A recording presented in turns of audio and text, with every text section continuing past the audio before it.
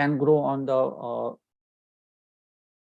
moss can grow in the wet part, like it can grow on the snow, on the plant, and different kind of like rainy forest and all this. So this is possible that moss can also generate certain kind of electricity. Okay, so this is that was about the electricity, but can we utilize certain kind of wastewater treatment plant microbial fuel cell? So we have plenty of municipal waste, agriculture waste, industrial, dairy, brewery industry, food industry, manure, and composting. So these can release certain kind of effluent which has high organic load. So as Bapat sir said, that can we feed these things with the as he has already worked on the degradation of dyes using plant system, that phytoremediation. So at that site, we usually applied some kind of nutrients for higher growth. So for plant, and plant root can act, or the microbes present in that wetland can degrade this pollutant. So if we add certain kind of effluent to this plant microbial fuel cell, so first we should transfer that effluent in contact with the anode. So what will happen, whatever microbe they need this kind of waste organic matter, they will form a biofilm at that point because they are in close contact with the effluent. Now remaining effluent will again transfer and it will go to plant root zonal. At that point, plant can also has some enzyme system, they will degrade this pollutant, and then we can get a clear water. So this is the dual system, that microbes can also degrade, we can harness the electricity, and then plant can also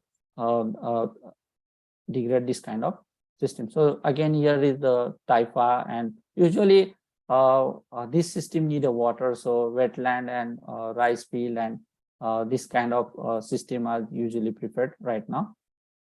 So again, here the anode and cathode system, and we can use it for remediation. And this is again that company, Planty company.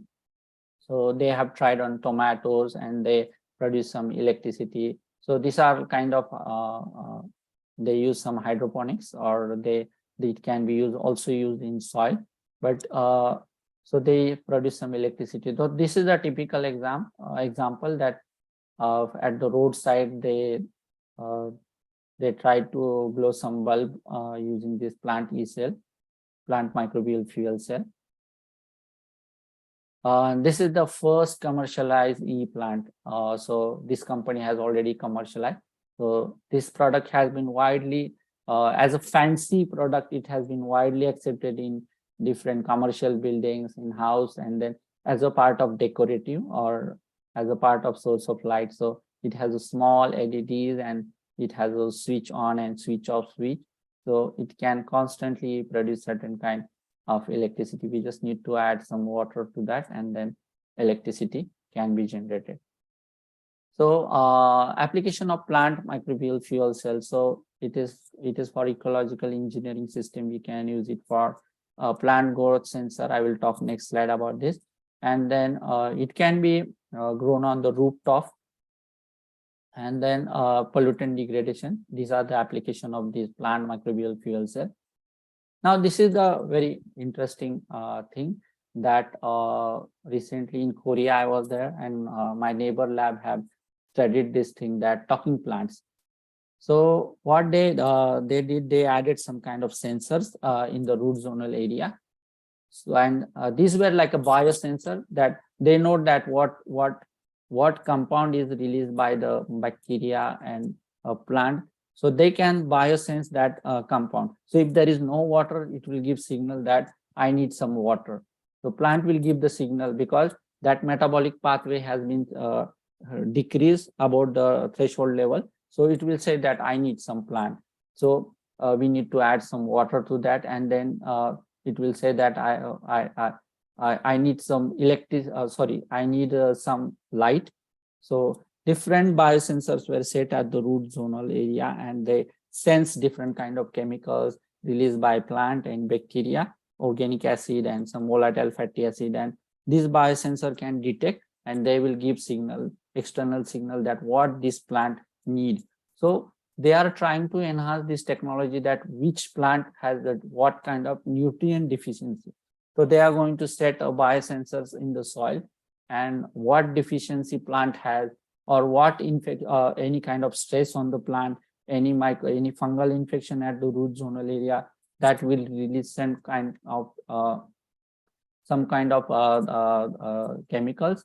So that chemicals can be sensed by the biosensor, and it will give signal. So this is the bad signal, and then good signal. It has electron transfer has been started. So if there is a water, as I said, that electron transfer will start. If the plant root area is dry and there is no electron transfer, it will give bad signal that I need some water, there is no signal. So we need to add that water to that plant. So where is this possible plant-based fuel cell application? So this is the world map, and we can see that this is the green top. So in US, it is possible to utilize on a green, that is a rooftop, and then rice field, some part we can use rice field. And whereas in India, we have a lot of rice field in the south, we have wetland, and we can also apply it in a polluted area. So this technology can be implemented at different locations throughout the world. Okay, so these are some benefits of the plant microbial fuel cell technology. It's a clean technology. It will not produce any kind of gases or any kind of pollutant. Renewable, it can work day and night. It just need like solar energy for the plants. And efficient, no harvest, no transportation, no cost material, and lower molecular weight. So we don't need to harvest, we don't need to have some external long wire to transfer electricity from one. But this technology, again, it is it's under study. So there are several new technology or new design has to be studied with this. It is sustainable in situ. It's a in situ bioenergy, biohydrogen electricity production. So now that was about the plant microbial fuel cell, that how plant release some root exudates, and that can be utilized by microbes, or we can feed the microbes externally. So how about if we have a plant biomass and algae biomass or pollen biomass? Can we utilize it as a source of energy to microbial fuel cell? Forget about plant microbial fuel cell. Here we have a biomass. So we have the different plant algae biomass, and we need to hydrolyze them using mild acid or acid hydrolysis and ultrasonication, microwave. There are several methods that depends on the source of plant, what we have. It depends on the lignin content. It depends on the cellulose content. We have to choose the system for hydrolysis. Then they can, the final product will be like sugars like glucose, xylose, and will be the final product. And then we can feed this sugar to microbial fermentation or in microbial fuel cell. So they can produce the bioelectricity, liquid. It can be used as a liquid, as a fermentation media for biobutanol or bioethanol production, or it can be used as a fermentation media for gas biohydrogen production. So this was another study I have done, that it was a plant biomass fed microbial fuel cell. So I have tested like barley straw, miscanthus, and pine. So these various biomass were chemically and enzymatic treated, and then glucose and xylose were the final product. So new schwannel was isolated, is well known for electricity production. So this is again the anode and cathode, and then this three kind of biomass were tested for electricity production. So this was the we have a typical curve for the electricity production. So this is the current density, and then this is the barley hydrolyzed, showed a higher electricity production, followed by miscanthus and pine. Now pine will show less because it has certain more phenolics content in that. So that's why pine shows little or less electricity production. So again, this is for this is cyclic voltammetry done to check that it is the, as I said, that it is a direct electron transfer or indirect or mediated, that we can check with cyclic voltammetry. For example, if the peak is at 0.4, it will have certain kind of mediators, whereas at 2 it will have some direct electron transfer mechanism. So basically cyclic voltammetry is used for the same purpose. Polarization curve, again, this is the technical part. We need to check how much electricity, 46 milliwatt centimeter square is the surface of the electrode what we use. It can be large, small, so we can calculate according to that. So there are some organic acid also produced by plant, by bacteria when they use barley, miscanthus or pine hydrolysate. So these intermediate metabolites also can be utilized by bacteria. So example, they use first glucose and xylose, and they have this kind of metabolites like lactic acid is there, lactate is there, succinate, pyruvate. All this organic acid can utilize. So with time, we can see that the concentration has been decreased because they utilize this whatever organic acid produced by the microbes in the system. So this is again the barley, miscanthus and pine, how they form the biofilm on the electrode. So this is the transfer of electron transfer they usually form. Again, I use the tried this for using pure compound is like chitin. We know that chitin is a crab and shrimp. It's a waste, a lot of waste. So we can pre-treat them and utilize as a feed. So I tried to produce 3 products. The first was the electricity. Then I always also produce that polyhydroxyalkanoate, that is bioplastic. That microbe will accumulate some bioplastic. So I used two strain here. That one was able to produce the electricity. Another was not able to utilize chitin, but was utilizing N-acetylglucosamine, which is the next product of the chitin hydrolysis. So it was a kind of electricity, bioplastic and N-acetylglucosamine production. So then this was also used for dye decolorization microbial fuel cell. So this is typically this were like different assembly, like this has the anode and this is the cathode. This is the anode, this is cathode. So what I did, I have fed at anode with the dye and fed cathode with the dye to check that how they act. And we can see that after this is at the 0 hours. So this is the dye we can see. After 48 hours, this dye was completely decolorized, whereas this were not able to decolorize completely. Now, what is this system? So usually a dye needs some certain kind of electrons. So what happened when I cultivate them at the cathode, anode produces certain electrons with the bacteria, and that electrons were transferred to the cathode, and then dye decoloration was observed. Now you will say that even the anode have the electrode dye plus bacteria, but here there is a competition between anode and dye. So for the electrons, so anode will capture certain electrons which will be not available for the dye, so less decoloration. So at that case, if we use them at the cathode, there will be high availability of the electrons. So this is again the percentage decolorization and all this thing. Okay, so this is my previous group. I forgot to put the Shivaji University photo, but this is earlier in China, and then this is in South Korea, and then this is in US. So if anyone have question, thank you.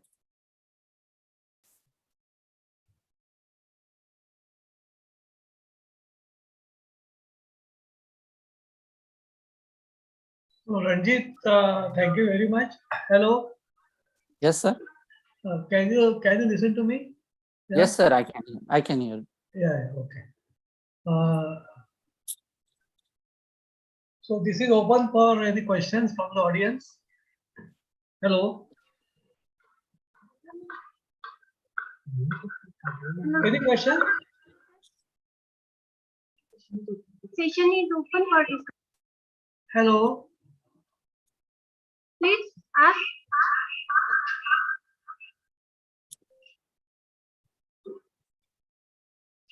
Please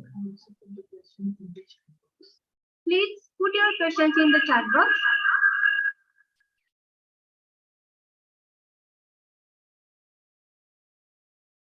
If anyone wants to Ranjit, add, to exit, Ranjit, to exit from your this one, PPT.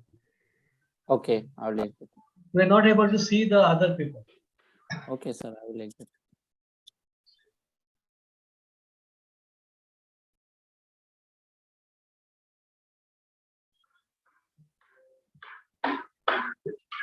Okay, I think so. Yeah.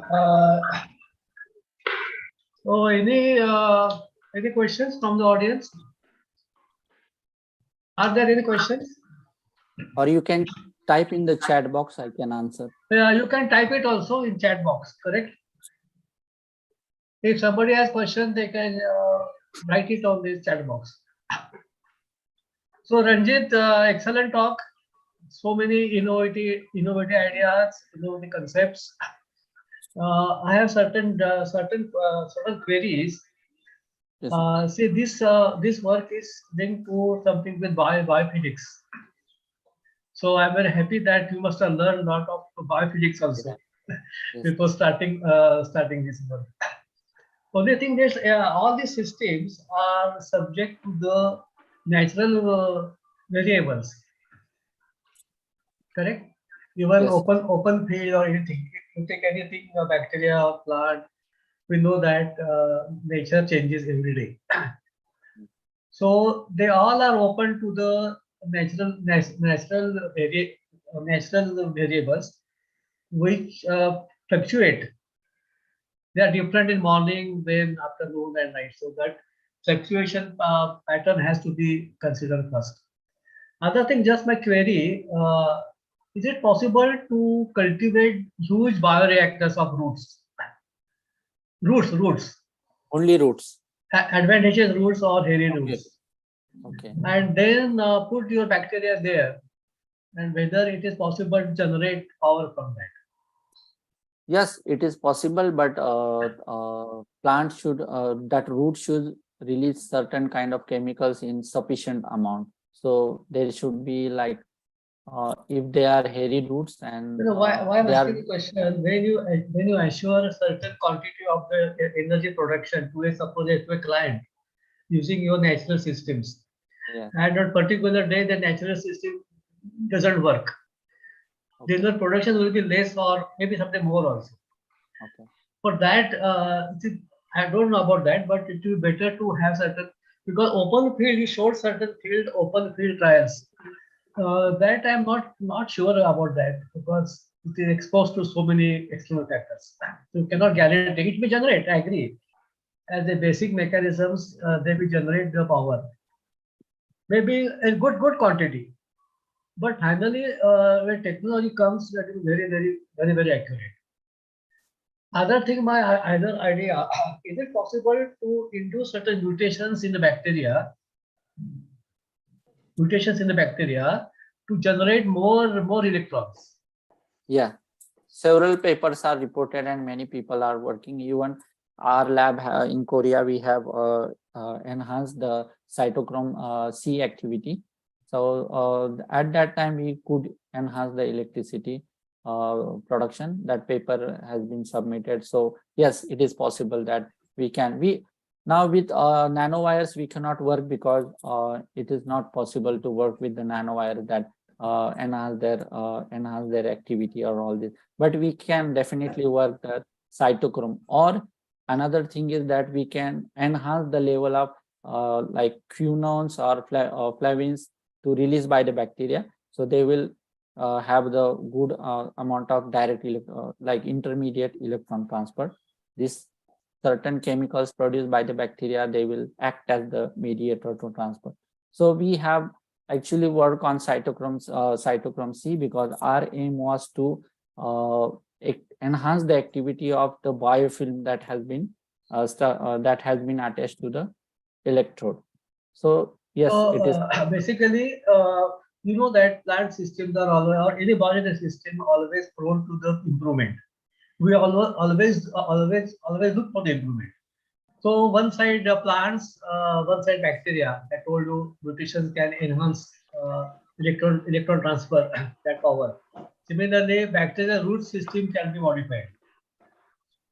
Root Yes, system can be modified by using the gene editing technology, which root system, whether fibrous or thick or deep going root system. But finally, it is coming to the technology only.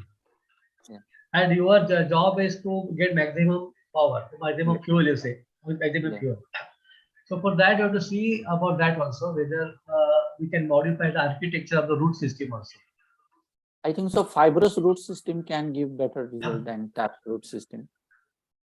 Fibrous root Yeah, system can act yeah. better because it will have like good surface area. It will cover good surface area, and so at each point it can have different concentration of the extruded. And So you have yes, shown certain other applications also, but dye remediation and other yeah, things. These are the offshoots of this technology. yeah. And I'm very happy that you are in right field, advanced field, and hope you will develop file certain patents also in near future. And I Already wish we you, have already we have applied for patent that bacteria we have few yeah, but that bacteria. patent should be used by some companies. That I'm sure about that. Yeah, that I'm sure about that. And whatever you showed about green rooftops, I seen certain Yeah, about some years back. I seen on net also that on rooftop they say it is a green energy coming from that. And other things, I personally feel that you should concentrate more on algae and moss, because they grow very fast compared to the higher plants. Their complications are less there. Algae is number one, I will consider, followed by moss, because the system is very cost will come down, and their cycle reactions very close to bacteria, not bacteria, but very close to bacteria, but better than higher plants. So these are some of my observations. Again, I wish you all the best, and my sincere congratulations for doing this excellent work. Madam, is there a question from the audience? Yes, sir. There is one Yes, sir, question in the there chat is box. one question Can that we use this technique in decomposing material? in decomposing material.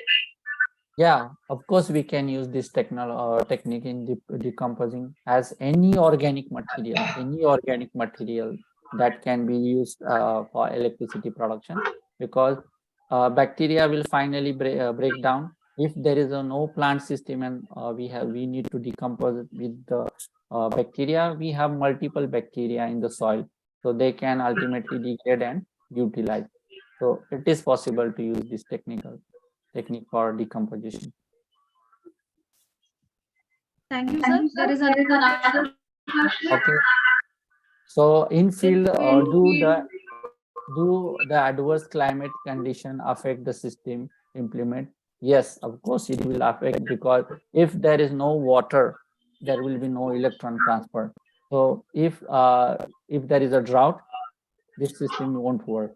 It will work basically in a wetland or any kind of polluted areas, wetland, or it need a water. So at dry climatic condition, this system won't work.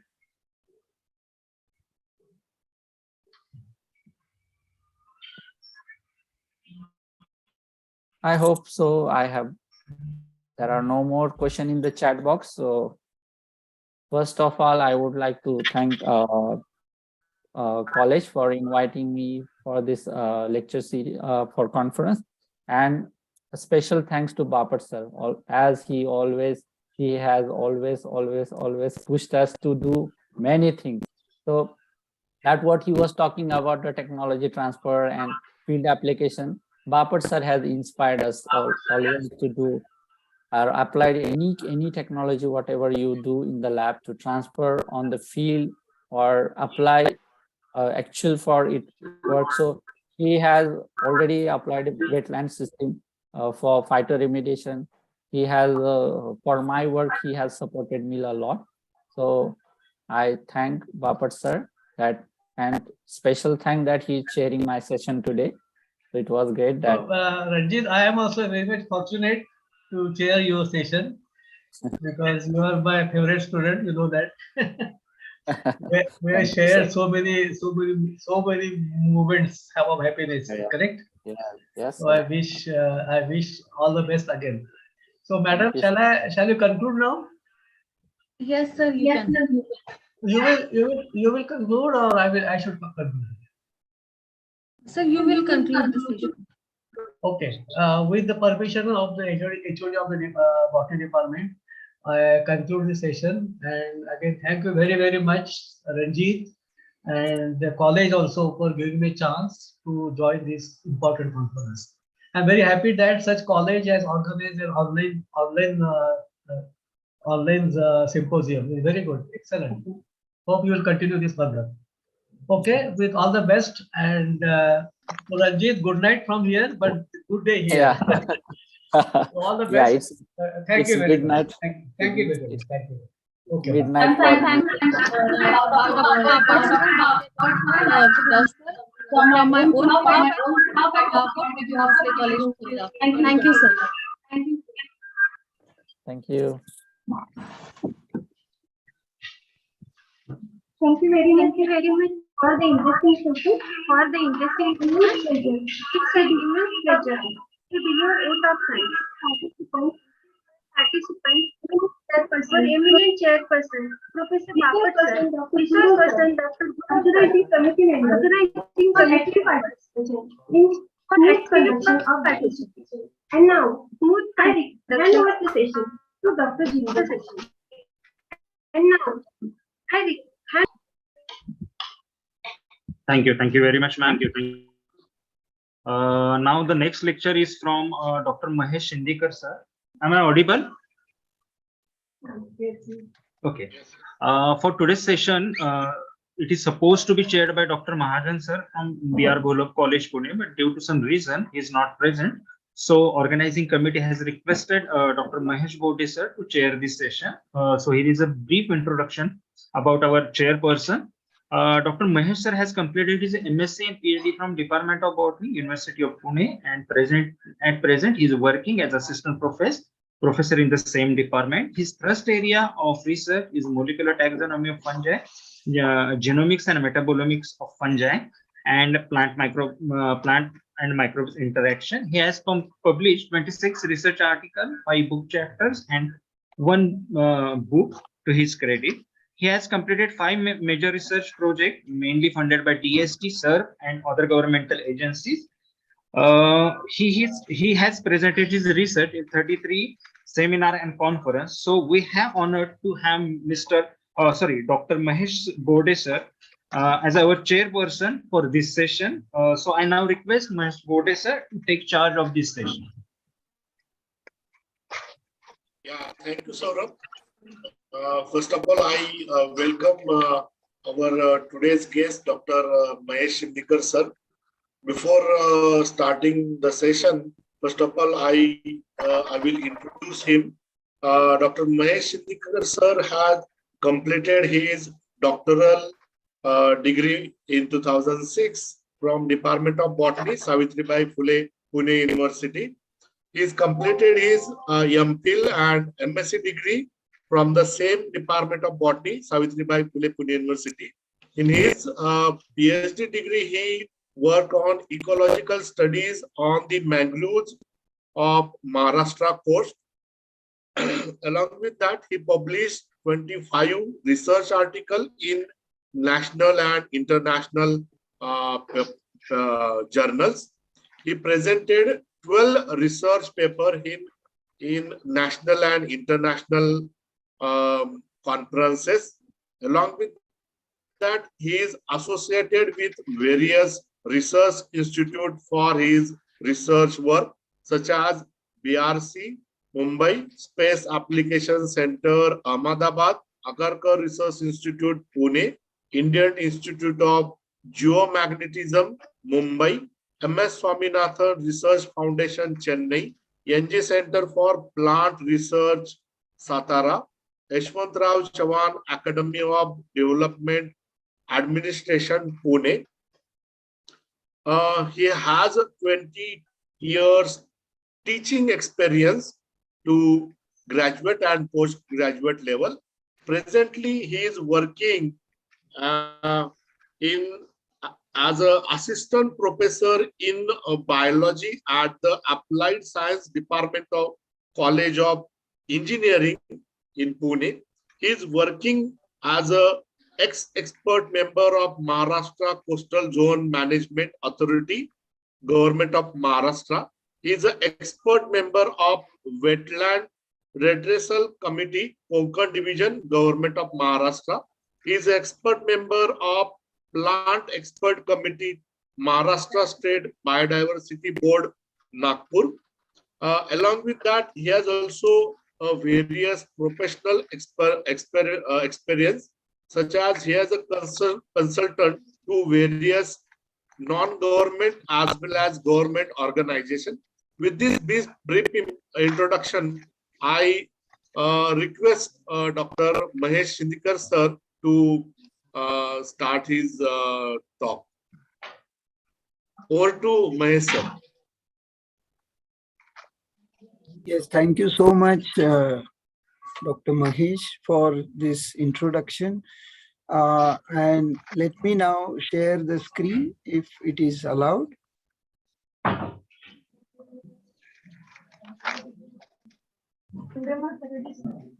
hope the screen is visible to everyone. Yes, sir. Yes, sir. Yes. Yes, Yes, sir. thank you so much. So once again, thanks to Dr. Mahesh Bode, who is a very promising researcher and a very popular teacher from Savitribai Phule Pune University. I take this opportunity to thank Dr. Prachi and Dr. Saurabh as a part of organizing committee of this very significant conference, as underlined by Dr. Bapat sir, that taking such initiative at very remote place is that way very difficult task, but very nicely they have handled this responsibility, and I could go through the overall plan for last 2 days, and very happy to note that different aspects are handled. Right from somewhere biotechnology on one side, plant and different sciences, finally.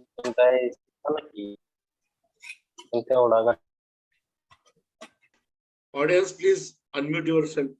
Mute yourself, sorry. So thank you. So reaching to some biodiversity aspect with more focus and priority on its conservation, and talking finally on to environmental sustainability, how best we can connect all our efforts, small inputs to this larger global concept of sustainability. With this, I thought it is better to share something which is applicable to the students as a part of this initiative and various faculty members who have joined this conference from different corners. Let us talk about something which we can do individually. We can contribute at the level of our institute, and let us talk something which is used or which can be used as a tool to do something and contribute in achieving different tasks of sustainability. Now, with this, I think I will directly enter, anticipating the time frame that is made available for me. I'll enter into the concept of sustainability. Everybody knows, right from a very simple example of a fisherman community somewhere in America, this concept of sustainability has been designed, developed, and without compromising anything from the coming generations, what best we can do or what best is possible for all of us to do, which we can come out as a blueprint to achieve our better tomorrow, very long lasting and very resourceful things can be made available for the next generations so that they can meet their own needs. And very important word that is added over here is aspiration. So it is not limiting us with the basic needs, but it also talks about somewhere of aspirations. So need and aspirations long back in United Nations General Assembly in 2015,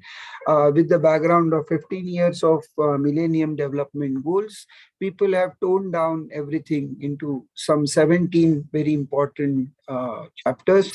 As I said, the story gets back or takes back to 1992, when we were about to enter into 21st century, and some agenda for our common future was designed long back. That was the agenda for 21st century, and Millennium Development Goals that were designed. So 8 different goals were designed in the year of 2000, which were followed for 15 long years. And based on our own experience as a part of introspection or self-audit process, now this is expanded to 17 goals with 169 targets. And it is not talking only about objectives and what to do, but it also mentions very clearly the indicators. So around 200 odd indicators were designed in the year of 2015 on the basis of very vast experience globally, worldwide experience that we could gather in these 15 years. So in 2030, this agenda will be fulfilled. So it is planned for 15 years towards sustainability, and 5 P's are considered over here, which are mentioned here on the slide. So it talks about what can be done by the people for the planet by joining hands. So we have to come together. All this is very significant task that we can do or perform. We have to talk about peace and prosperity. So these are termed to be major goals that are set. I'm taking all the audience to some different level than to talk about dry lab and wet lab at current status. Whatever small that we can do for us, can we connect it to partnership? Very good lectures we have had for, say, microbial fuel cell, when science is connecting and finding out the answers for the peace tomorrow. So partnership has to be there between the countries, between the governments, between the people, between the scientists and society. Everything has to be there, and we are finally doing it something for our planet. So it is people's initiative for planet, for prosperity, without negotiating anything on the environmental side. And that's why we have to again and again think of peace and partnership, whatever is possible, whatever in which we are good at, we have to share. It becomes our moral responsibility to share it with the other corner of the globe, and that somewhere underlines the concept of sustainability. So these 3 important pillars, we can say, are considered and counted in this concept of sustainability, where society is at the forefront. Each and every one of us, though it can be scientist, though it can be a layman, though it can be a bureaucrat, though it can be a politician, each and every member on this earth has this responsibility on his or her shoulder to do something for our surrounding. It is because we are using the natural resources, we are using environmental factors very conveniently from our surrounding. Till date, we have reached to the stage where we have to purchase good water. We are not assured about the quality of water that we easily or freely are getting from outside. The day will come that we have to purchase air also. So in order to avoid such deterioration of the surrounding, what best can be done without compromising from our development, from our economic growth? And for that, some ecological large scale, a panoramic understanding of each and every setup has to be there. So social, economic, and ecological pillars are well defined in this concept of sustainability. So some very important principles with which this sustainability goes ahead. First and foremost thing is these are globally recognized principles.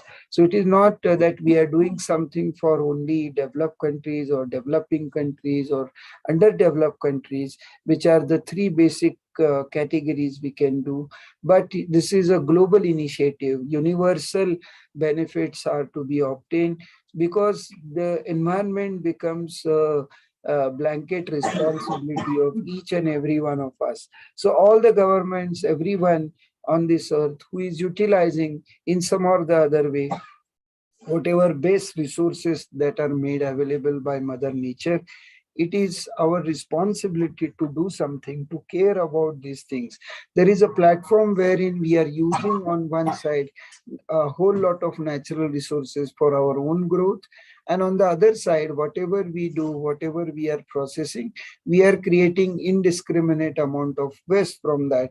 So that waste has to be treated to the level that the minimum pollution would occur and it will have the least disturbance to our surrounding. So with these two aspects in this overall process of human development, if you break into 3 or 4 phases, we have crossed the phase of hunter-gatherer for a very long time. Then we have reached to the stage of agriculture, which talks about stability, which talks about manipulation in good sense of surrounding for the betterment of our life. Then we have entered into the third phase of industrialization, where we could go for understanding the power and significance of energy and wheel, and that has transformed the entire globe in such a manner that our all requirements have been transformed into the form of greed. So all needs plus greed was executed that time, and there we have forgotten to keep very harmonious interaction and relationship with our surrounding, with the environment, and that has led to deterioration, lessening of various natural resources, poisoning them with respect to its quality and quantity that we are getting, and that has led to some of the accidents. So based on all this experience, which has taken us to the stage where we are to be very conscious, serious about our future, what can be done? So in this, we should not leave anyone behind. We have to join our hands. We have to be together. We have to include each and every aspect. So there should not be any discrimination with respect to race, with respect to gender, with respect to economy, and there should not be any discrimination of any nature. So inclusivity becomes very important principle of these sustainable development goals. It is integrated. So no, as I said, science, commerce, arts, law, management, all different fields, engineering, all different fields have to join their hands. Integrated approach has to be there, where scientists from meteorological department has to have good connect with the person who is working in agriculture, has to have very good connection with a politician, has to have very nice interaction with the corporate. So all this inclusivity and integrated approach has to be there, which becomes a primary and very important principle of these sustainable development goals. Now, of these 17 goals, which were nicely elaborated, explained with sufficient amount of objectives and indicators which are mentioned for all these 17 goals, truly speaking, if you apply some logic, all these goals are interlinked very nicely, and a cascade of events which connect different forms of these goals with respect to their indicators and objectives are presented here through this SDG program. So the primary focus is to eradicate the poverty, which is leading finally to hunger and death of people. It is not that only people have to survive, but they have to have very good life and well-being. So a very healthy life of standard of living should be high at all corners of this globe becomes the third most important priority, Fourth talks about education, for which there are many problems but we are trying our best to come out of these problems.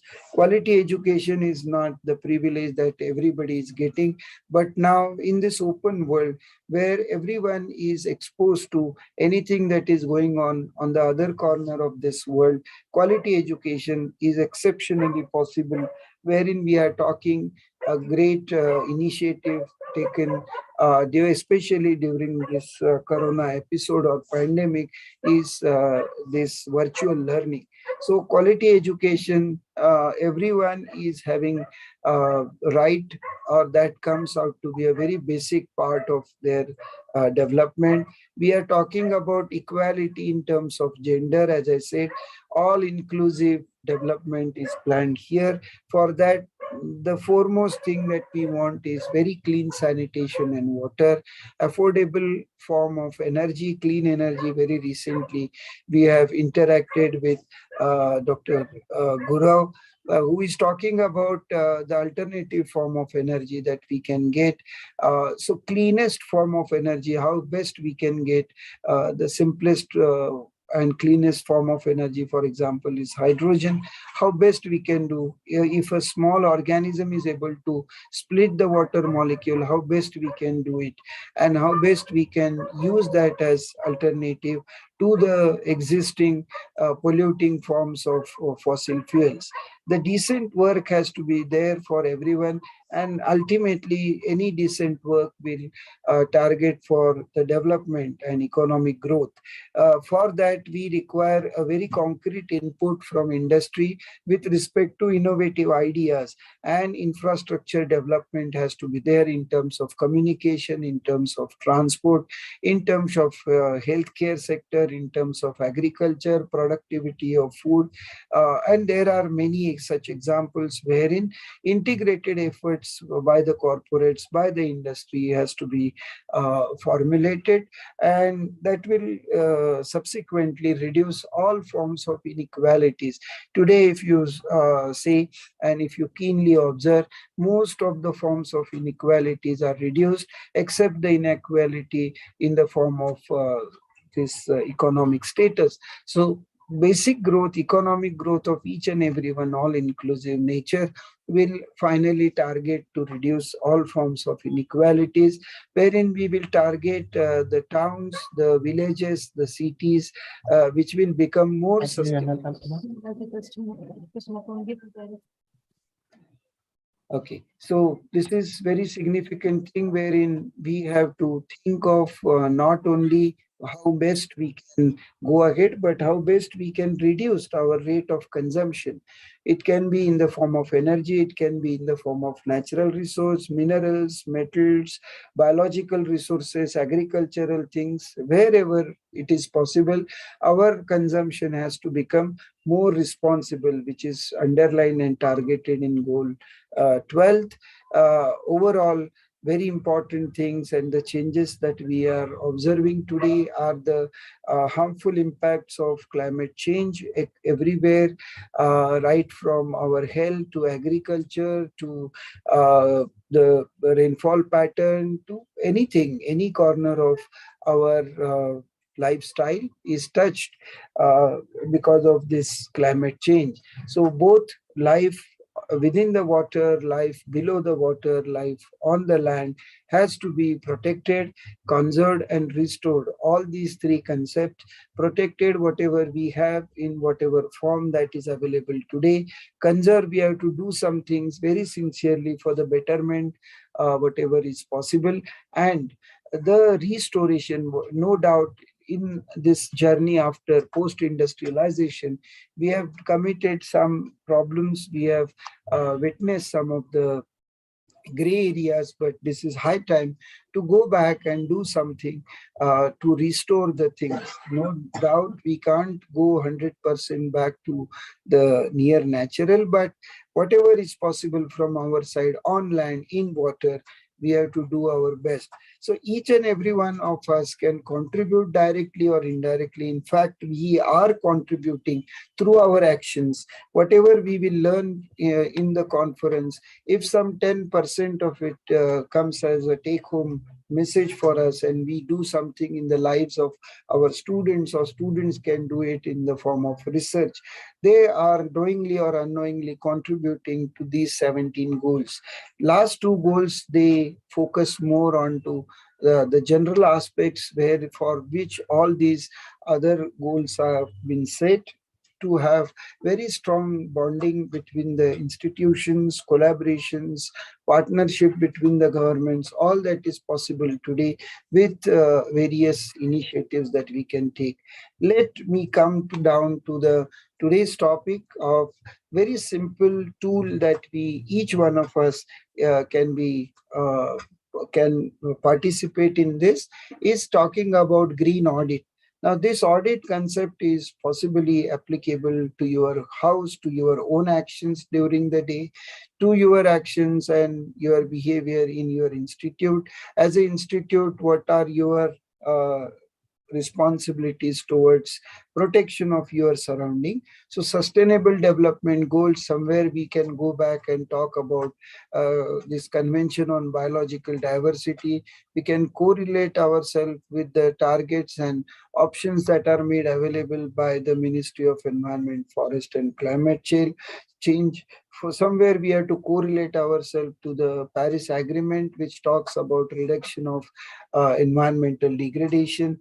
We can also connect ourselves with different processes of standardization. So each and every college today is talking about NAC accreditation process, wherein we are equipping ourselves with respect to or towards quality education.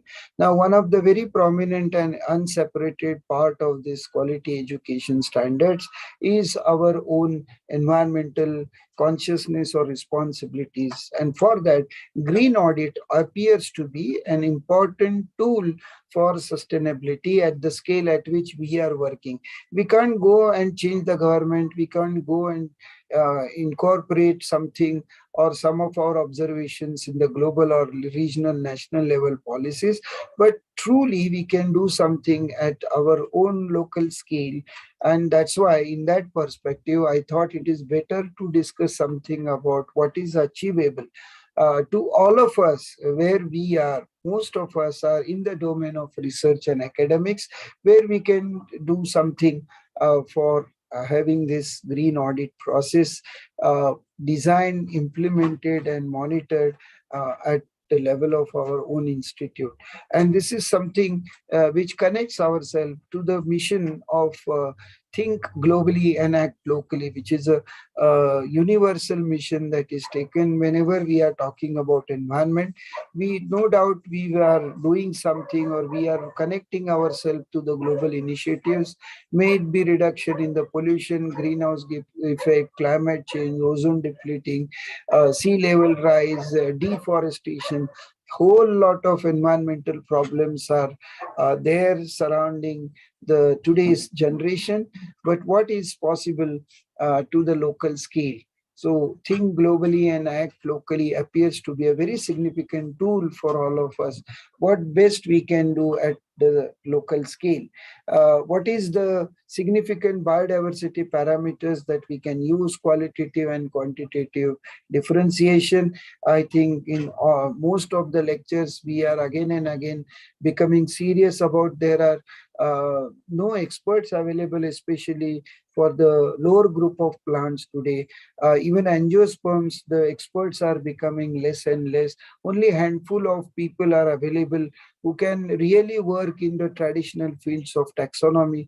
No doubt we have different laboratories, and getting RNA and DNA is possible very efficiently today. But we need a good group of people, a strong community of taxonomists working in different fields of not only plants, but in animals, in viruses, in other microorganisms. Everywhere we require people who can learn, who can read, understand, and explain, record, monitoring in the field of biological diversity, that can give us idea what was there in our past, what is part of our tradition, what is our culture, uh, how far we have reached to today's scenario, and how best we can find our own future. All that is possible once you have this application in our mind. For that, we have to transform our lifestyle into nature friendly or environment friendly.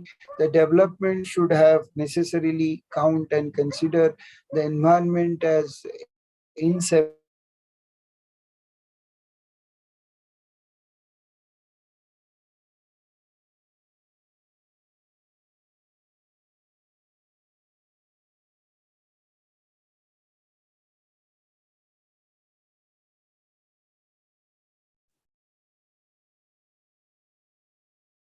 Sir, you are not audible.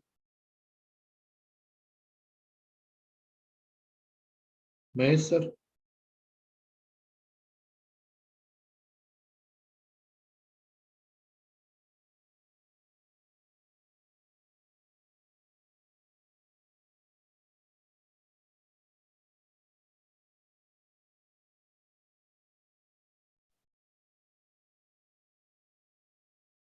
Sir, Mahesh sir, please unmute yourself. Shindikar sir, Yeah. kindly unmute. We cannot see your presentation. am I audible now? Yes, sir. Yes.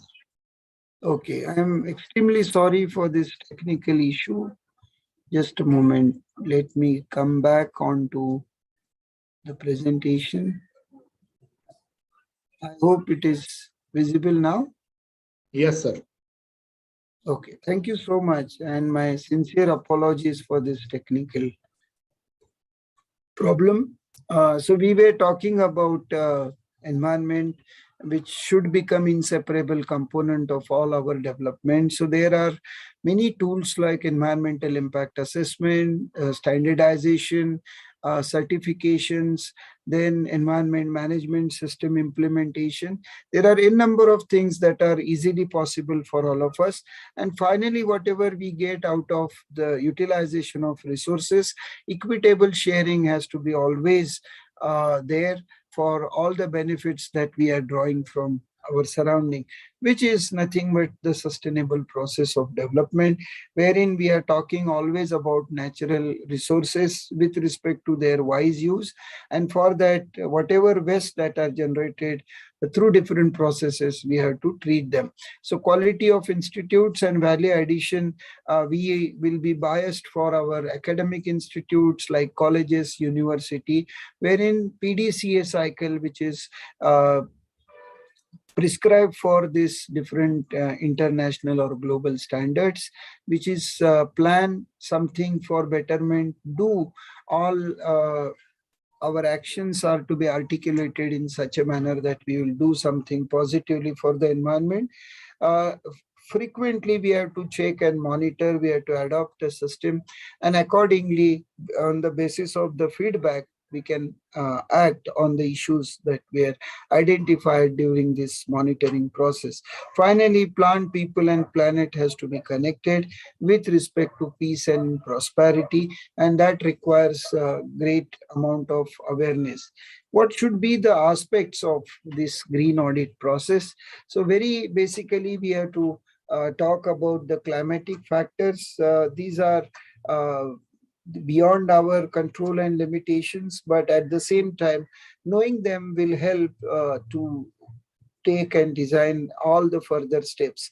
Edaphic factors, where we are, what is the rock structure available, what is the soil that is available in our area, what should be the map, what is the geological setup. Everything can be on the available, made available with first hand or second hand information. Then very important component or aspect of green audit becomes the biological diversity. So we have got expertise in the respective fields of plants, animals, microorganisms. So for example, plants, if you take, we can classify them taxonomically, or at least with the growth forms like tree, shrub, herbs, climbers. We can have our own medicinal plant nursery, or we can have our gardens of the native species, indigenous species, exotic species, so as to guide people that what can be done in future. Whenever there is a scheme of plantation in our own campus, what can be preferred? Can we select some of the rare, endangered, threatened species? Can we have our own botanical or garden? Can we have the repository of herbarium in that? Can we have some selected groups of animals which can coexist with our educational institute? Can we make a list of these animals, different types, categories, groups, and can we make people aware about them, the impacts, the necessity of all these animals in association with our own establishments? Can we know something about microorganisms which are generally neglected? There are many species of fungi which are having tremendous potential to use in different perspective. Can we use them for some purpose? Can we identify some of them which are mischievous, which are creating problem? All these microorganisms which are present either in the water or above ground, can we make best use of them? In addition to that, third component wherein we will talk about the resources, which also plays very significant role in this aspect of audit. So here we will consider water as very primary and basic resource. So do we have anything in the form of natural water body in our premises? Do we have natural river courses, streams, some small lakes, even the puddles during the monsoon? Do we have something like this which is talking about wetlands, which is talking about water? Are we getting drinking water from the municipal source? What kind of level of water? What is the quality? Are we able to test it by making use of our laboratories? Can we get it from hostels? How best we can modify our chemistry practicals so as to minimize the excessive use of chemicals? How best we can reuse, reduce, and recreate something which will be useful for our own utilization? Can we treat our gray water differently and make its best possible use for this gardening purpose? All that is possible whenever we are talking about resources. Same is applicable to electricity. We have physics and electronics departments in the college. We can have metering and sub-metering system. We can apply some of the sensors. So whenever something is not under utilization, can we optimize the mechanism, the utilization of these electric appliances? Can we minimize the reduction, sorry, the utilization of air-conditioned machines, refrigerator systems, or anything else what we are conventionally using? Can we impart more and more stakeholders' contribution? Can we give proper training? Can we have some competition level activities within the students or group of students?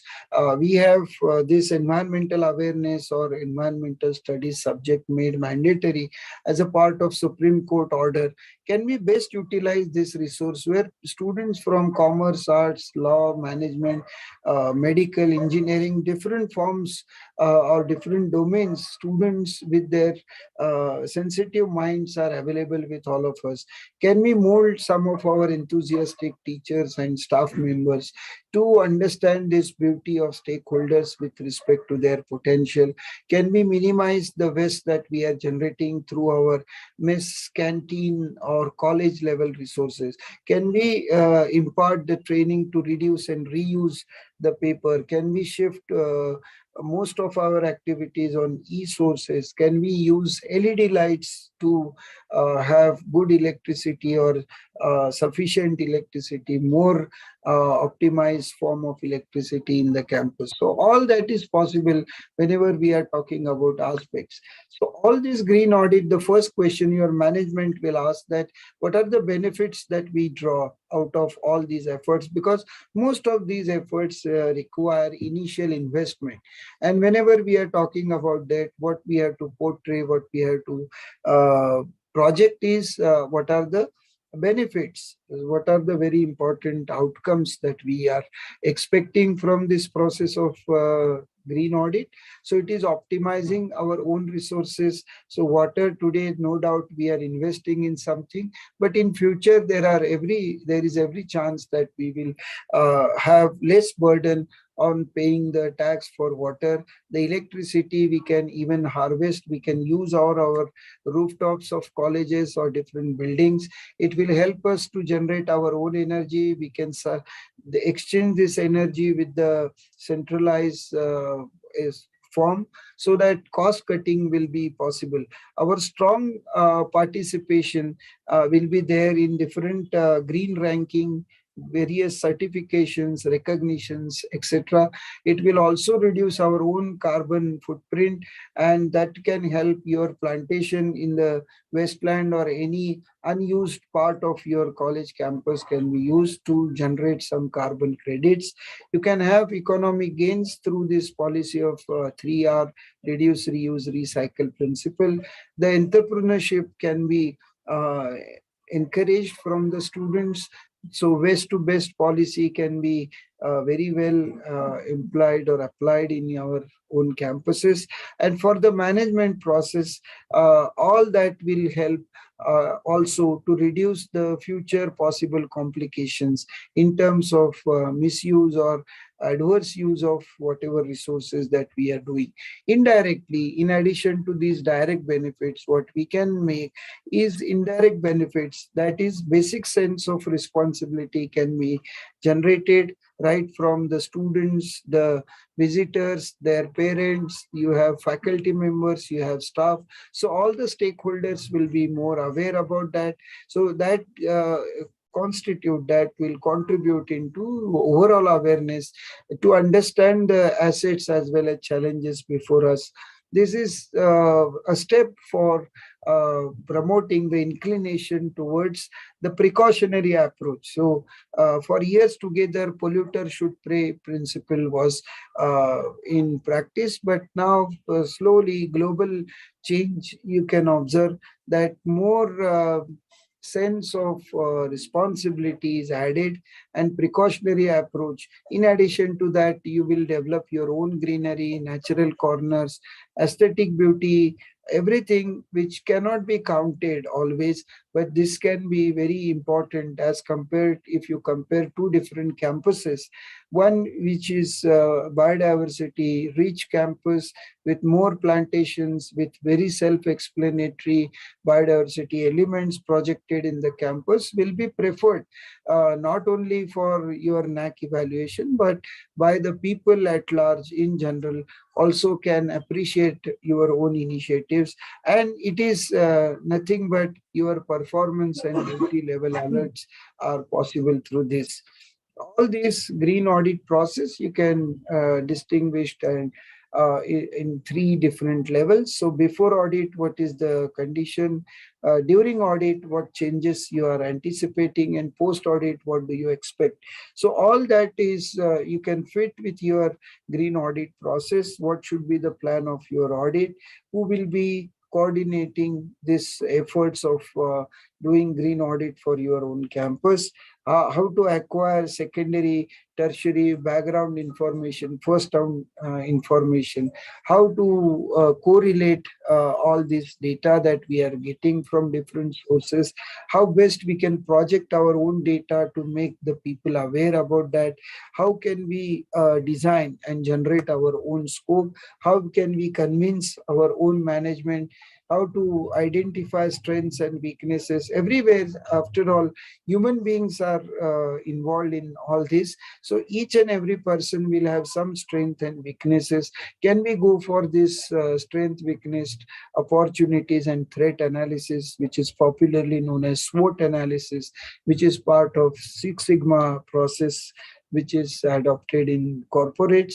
Can we design our own audits process? Can we have some stringent objectives to achieve? Can we have our own time frame?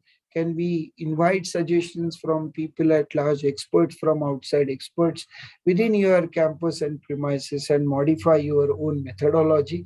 Can we prepare some report and keep it or share it with everyone for cross-checking, for monitoring, for updating, for correction? So all the edits are possible at these different levels. So here, this is just to give an idea that anybody can become stakeholder for this green audit process.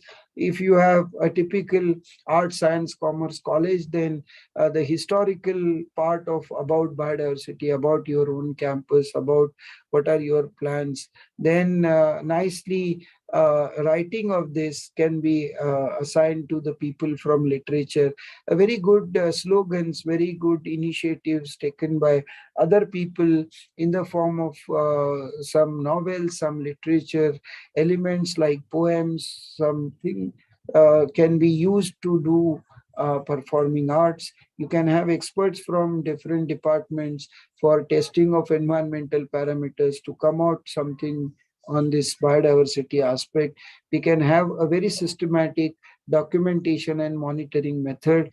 That task can be assigned to the science related departments, auditing everything, getting evaluation, the economic part of it, then statistics behind everything can be handled by a commerce related thing.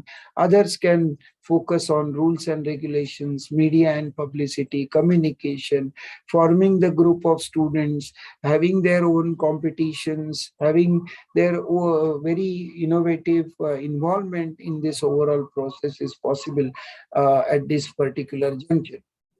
So all this is, I think, possible. We can plan out our tangible and non-tangible benefits, as we have said, direct and indirect inputs.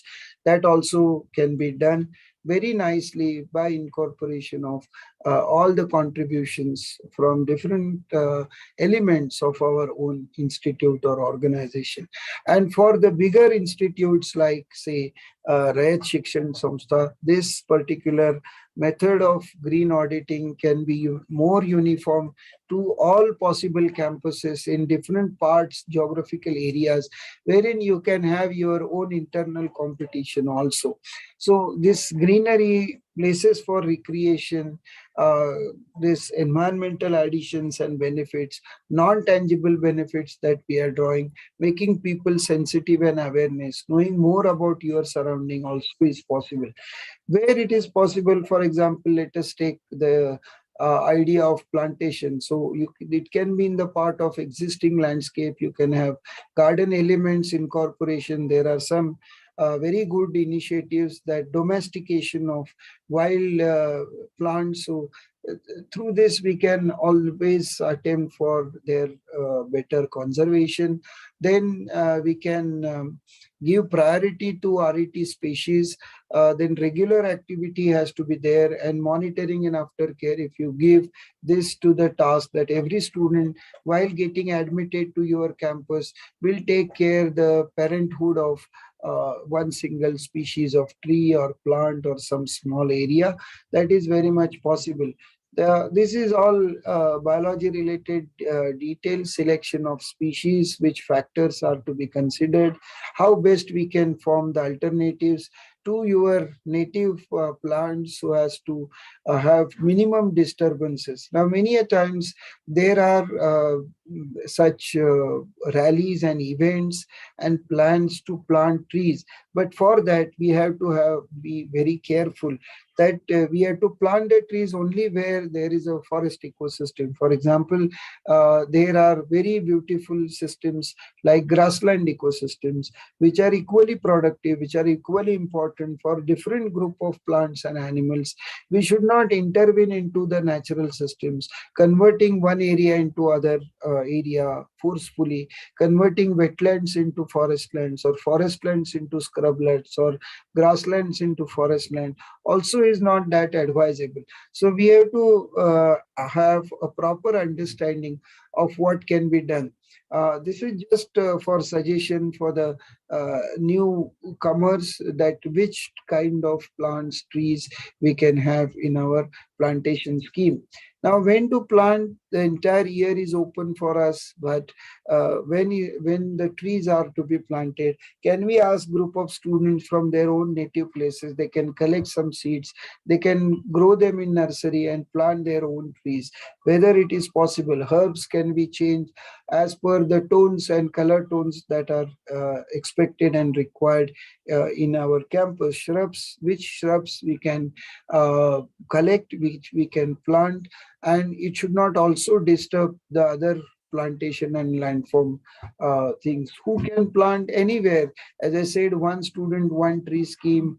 There are schemes like Harita Sena. You have to plant and inform the plantation schemes to your forest department. You must be having your alumni association. You have top level management, your officers. You must be having bank associated with your campus. So on every in every year we can celebrate a day for these memories of their birthdays, reunion, award celebration also can become your own occasions for this plantation scheme. Very quickly at the end, I'll just cite some of the examples. We are fortunate to be part of the institute, which was led for long 27 years by Professor Theodore Cook, and people from Botany will understand that he was the person which has to be remembered by every student of botany in the very specific chapters of learning something about taxonomy in Maharashtra. We can conduct our tree census, make the information available to everyone. We can have our good herbal garden, medicinal plant garden. We can have different forms of census. We can also have some corners of herbal diversity. We can treat the nearby water sources. We can have a plan for eco-friendly activities. There can be competitions. There can be monitoring for different forms of pollution, composting of waste, innovative ideas can be introduced. So all this is possible at the scale of our college. I think this is all that I wanted to share with all of you using this platform. Let me thank all the authorities of Rayat Shikshan Samstha and DP Bhosle College, Koregaon. Then the organizing team, as I said, to organize such an event at the scale at which people are working is very difficult task, and especially congratulate Madam Prachi for organizing this very nice conference. The chairperson of the session, my good friend Mahesh, and then all the participants and especially students who are here to get something from this particular initiative. So thank you so much. I hope I have managed to complete this in time. So over to everyone if you have any questions, queries, because 12:30 was the deadline given to me. So I'm really sorry to extend it for 5 minutes. Thank you so much.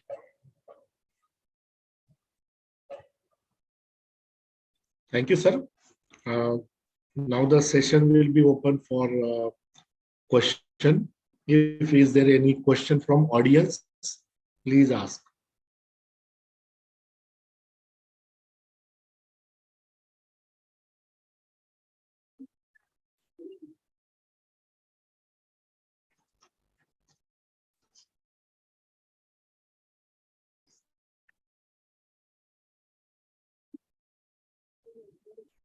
Participants can also add their questions in the chat box.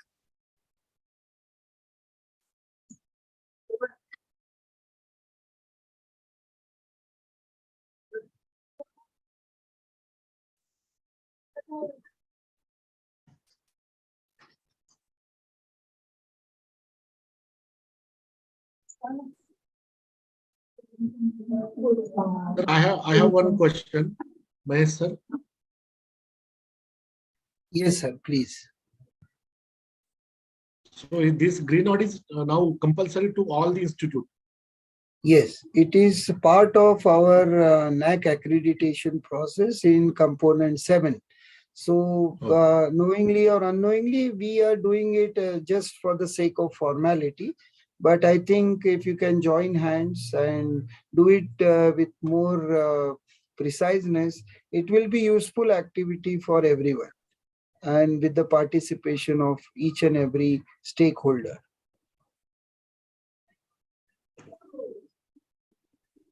Thank you, sir. Yes. So I think there is no more questions from anyone. So I request Mahesh Bode sir to summarize this session, especially the Yes. lecture given by the Mahesh Shindekar sir. Yes, yes. So I first of all congratulate Mahesh sir for very excellent talk on the concept of green audit, because for NAC as well as various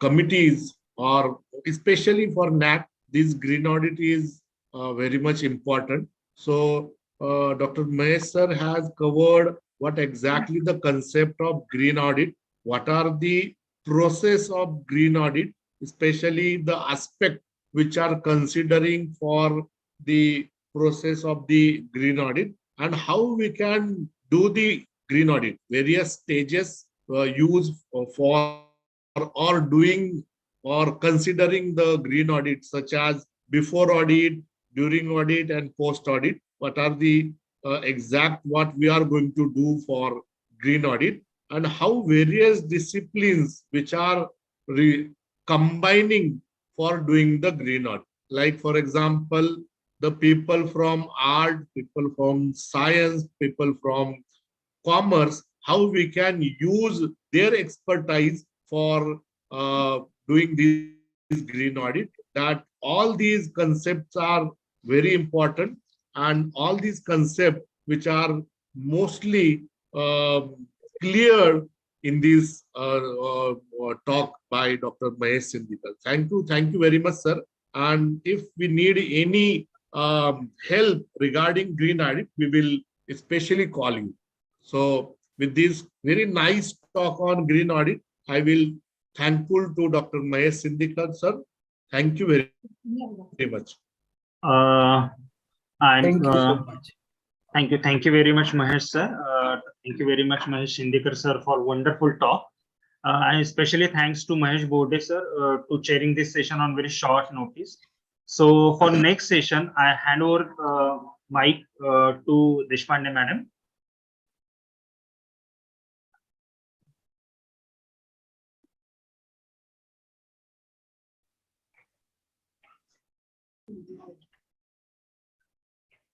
Good afternoon to all. I welcome you all in the fifth session of this 2 days international conference. And this session will be chaired by Professor T.D. Nikam sir from Savitribai Phule Pune University, Pune, Maharashtra, India. And the talk will be delivered by Dr. Disna Ratnasekara, Professor of Agricultural Biology, Department of Agricultural Biology, Faculty of Agriculture, University of Ruana, Sri Lanka. It's my great privilege to introduce today's chairperson of the session, Professor Dr. T.D. Nikam sir. Sir presently working as Emeritus Scientist under University Grants Commission, Basic Science, a Research Fellow at Department of Botany, Savitribai Phule, Pune University, Pune.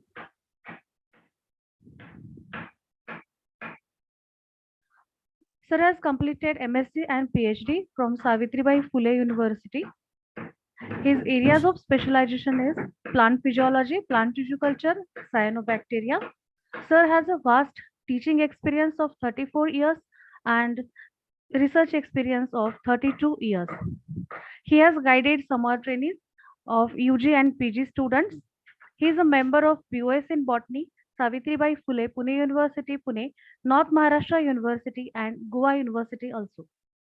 He is a member of Research and Recognition Committee of Dr. Babasaheb Ambedkar, Marathwada University. Sir is a life member of the professional bodies at different levels, 5 national bodies and 2 international bodies. Sir is awarded with different fellowships from the various institutions like Indian Society of Agricultural Biochemist in 2003, Indian Society of Plant Physiology 2011, Fellow of Maharashtra Academy of Sciences in 2014. Sir has commissioned in National Cadet Corps and worked as an NSS officer for 10 years. He is Chief Rector of Savitribai Phule Pune University, Pune for 4 years. He is a recognized research guide in botany, environment science, biotechnology, and biochemistry. And under his able guidance, 13 students has been awarded for MPhil and 30 students are awarded for PhD. And now, currently, 7 students are working under his able guidance. Sir has publications at national and international levels, 122 publications and 8 textbooks he has written. His citations are more than 2,500 and average impact factor is 2.15. He has H index 28 and I-10 index 58. He has completed 13 research projects and one project is in now it is in current working. He has examined 17 theses from different universities for the award of PhD degree. He is reviewer of 18 national and international journals. His areas of research are plant physiology, plant tissue culture, conservation of rare, endangered, and threatened medicinal plants, enhanced secondary metabolite production in selected crops, medicinal plants, and cyanobacteria. Sir has one patent to his credit on methods of producing tetraploid plant through chemical mutagenesis.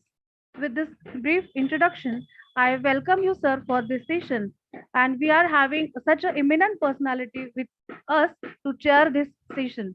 I heartily welcome you, sir, for this session. I also welcome today's resource person, Dr. Disna Ratnashekara ma'am. Over to Dr. T.D. Nikam, sir. Hello, good afternoon, everyone. At the outset, first I thanks to Dr. S.M. Deshpande madam for the introduction. I welcome to you all for the 5th session of the conference on stress physiology. I take this opportunity to welcome and introduce this session's guest speaker, Dr. Sna Ratnashekara, an expert in stress physiology. She is from country well known to every Indian, that is Sri Lanka. She has completed BSc and MSc agricultural degree from Sri Lanka and PhD in the year 2007 from China Agriculture University, Beijing, China. Presently, Dr. Dishna Shekara is Senior Professor and Chair at Department in Agriculture Biology, Faculty of Agriculture, University of Rohana, Sri Lanka. Under her leadership, several multi-country and local research projects were carried out. Over 50 research papers are published in reputed journals. She received several national awards. She is having international and fellowship awards from China, USA, Italy, Australia, Netherlands, and also from India. She is the academic and administrative asset at the Sri Lankan universities and Sri Lankan education departments. Other than this, she is known for her work on plant stress physiology, population genetics, evolutionary biology. She has published over 50 publications in reputed journals. I am sure we will enrich by the seminar with this With this brief introduction, I will request to Professor Dr. Dishna Ratnashekara to enlighten on the topic stress physiology and molecular mechanism for stress tolerance. Professor Dr. Disha Ratnashekara, please. Thank you.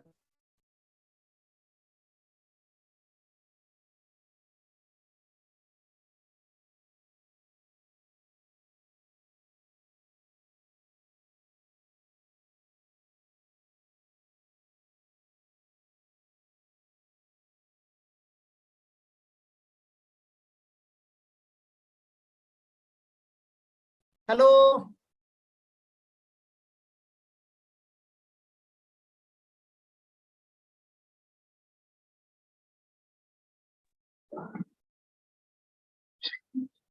Hello. Hello. Hello. Dishna Can ma'am. you hear me? Dishna ma'am, we couldn't hear you. Are you there, ma'am? Hello.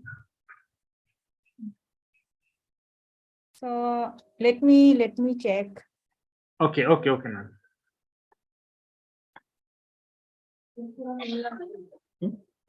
So my mic is on. Can you hear me now? Right, ma'am. We can hear you, ma'am. Okay, probably I have to switch off video. That may be the reason. I'm Okay. sorry. Yeah. Yeah. So good afternoon, everybody. And then thank you so much for inviting me to this conference. It is simply actually well organized and contacting me and then smoothly communicating with me and then everything so fine with the organizing committee. I would congratulate them for their really, perfect organization of this conference. And also I would be very much thankful for inviting me as a resource person to the conference to deliver and share my experiences on my expert of field of study, stress physiology. Here actually with my time frame, given time,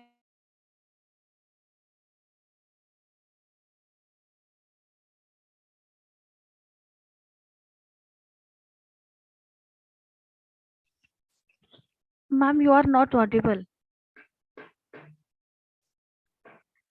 Dr. Disna, ma'am.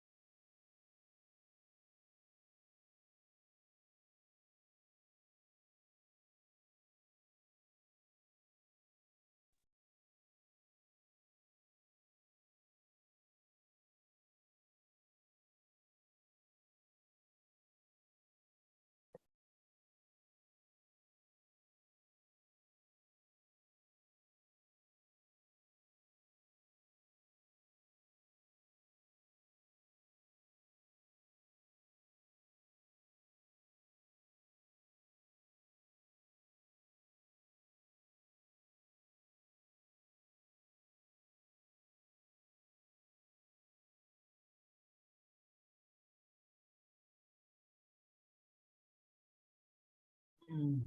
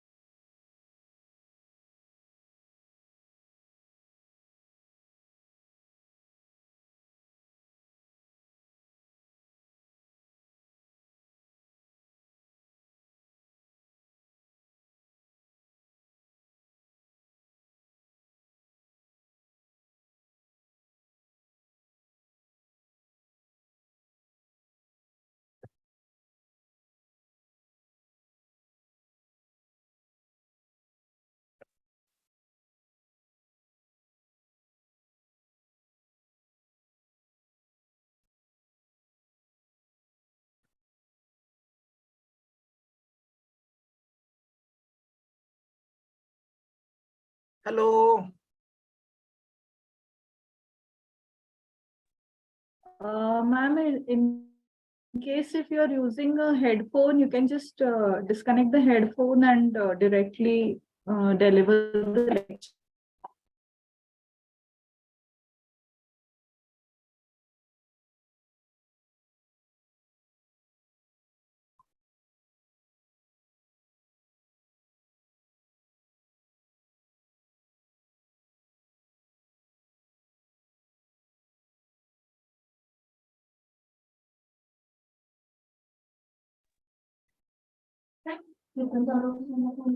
Ma'am?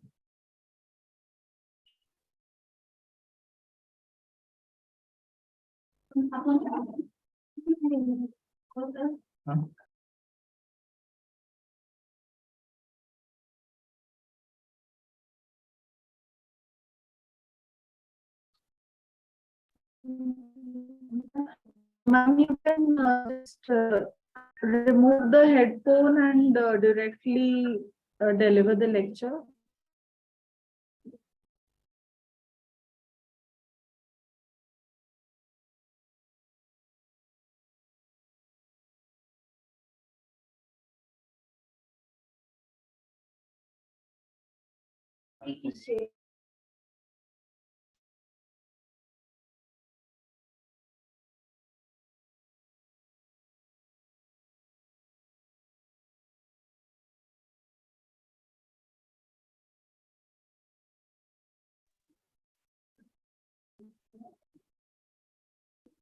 Ma'am?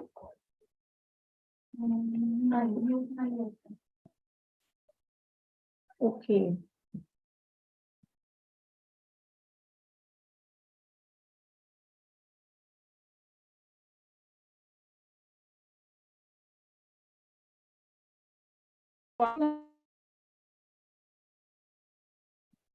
Ma'am, do you want us to share your PPT? You can email me the PPT and I can start sharing it.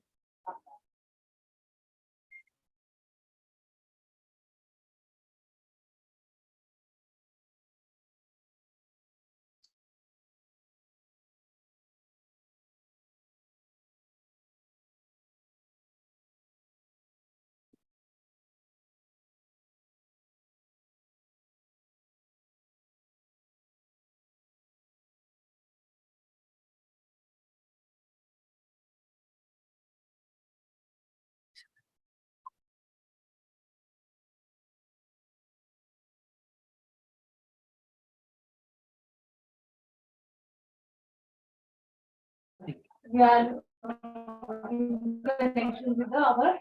we are in contact with our technical team. Just give us few minutes.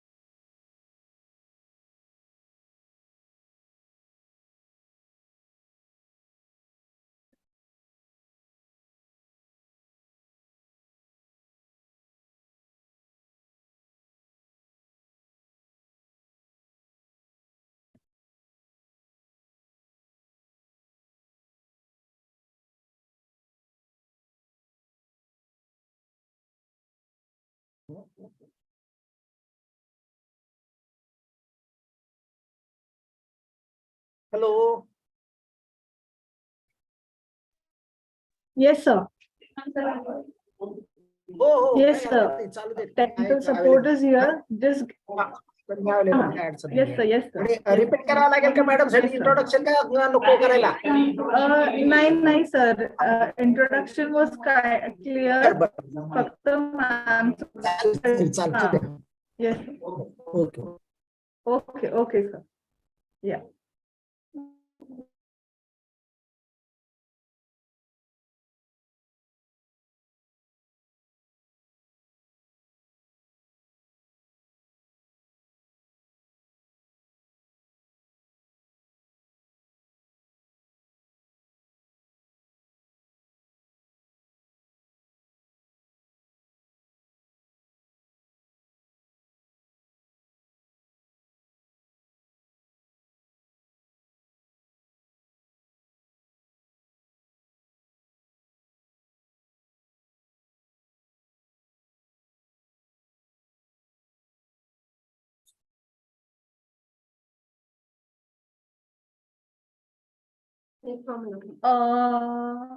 Dr. Desna, ma'am, can you hear me?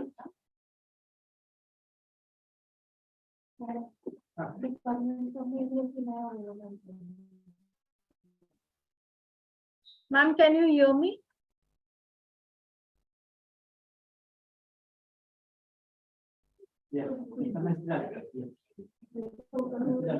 Ma'am, you can just try to use your headphone, connect the headphone to the laptop.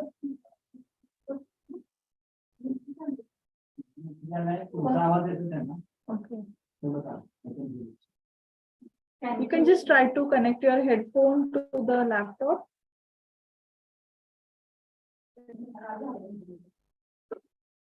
Thank you.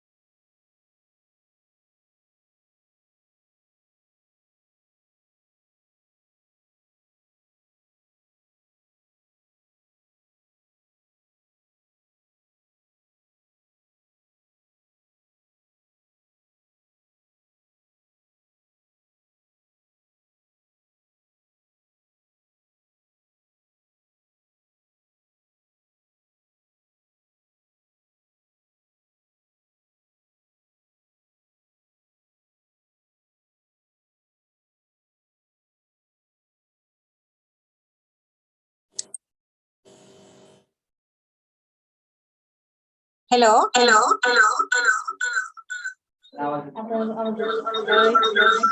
ma'am, you are audible.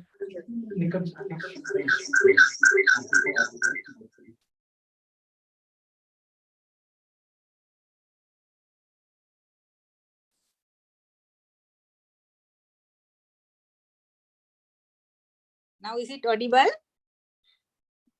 Yes, ma'am, you are audible. Yeah, but the thing is now I joined with my phone. So can you share my PPT from your side? I'm sorry. I don't know what's wrong with the laptop, but it won't happen previously. But now I can join through the phone, but sharing screen, I think it is better to use the laptop. Is it possible? I will quickly manage my time, otherwise the running behind the time. Could you please help me to share the screen?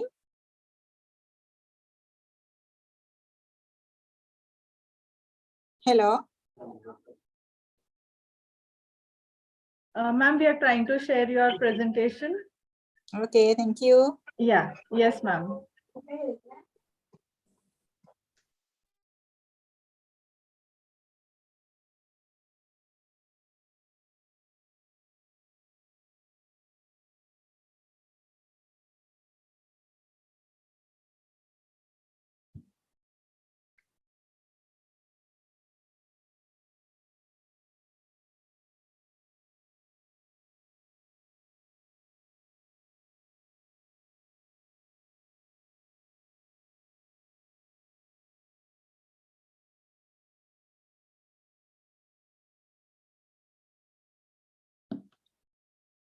Thank you so much. Yeah, now I can see the screen. Yes, Thank you ma'am, so you can. much. Yeah, Yes, thank ma'am. you so much. I'm extremely sorry for the interruption in between some technical problems. I'm No really issues sorry at all, because ma'am. yeah, actually I am connecting to this symposium from China, so probably some weak internet connections here. No So issues at all, ma'am. yeah, first of all, thank you so much for inviting me as a resource person, and also thank you so much for your organization of such a marvelous symposia. So without wasting time, I directly move to the given topic because of the time constraints. So that actually I'm going to little bit share my experiences and some new information with you, the audience, on stress physiology and molecular mechanisms for stress tolerance. So here actually that the knowledge from this the molecular mechanisms are very much important, because here what we need to find is the basic information, the gene regulations, and then how the underlying mechanisms with respect to different responses are very much important for the field applications. So just to start from could you please go to the second slide?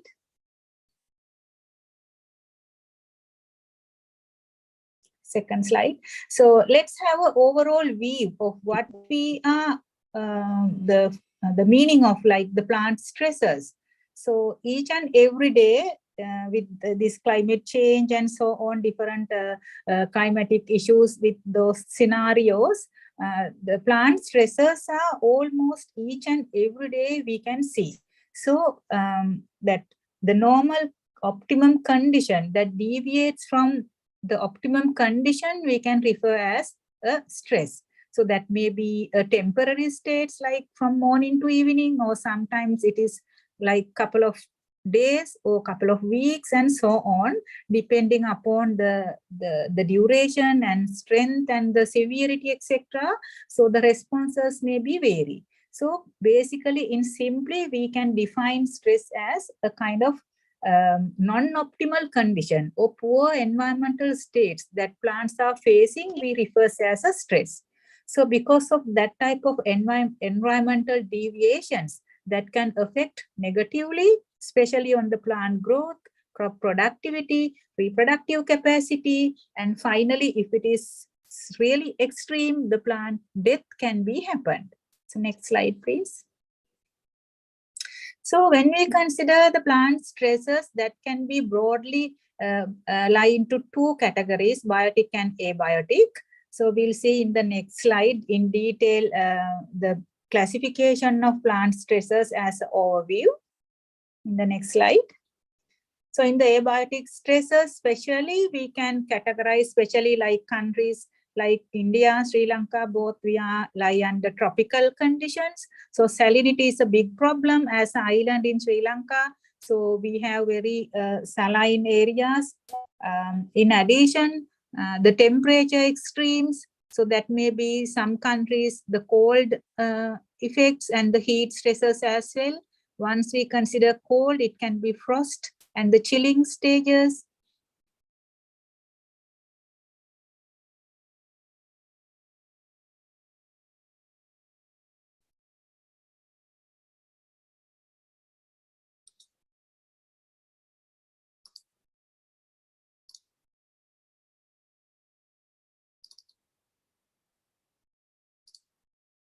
So water stresses also can be the water deficit stresses, commonly we known as drought, and some excess water stresses such as flooding and the submergence conditions, and chemical stresses, radiations, and so on.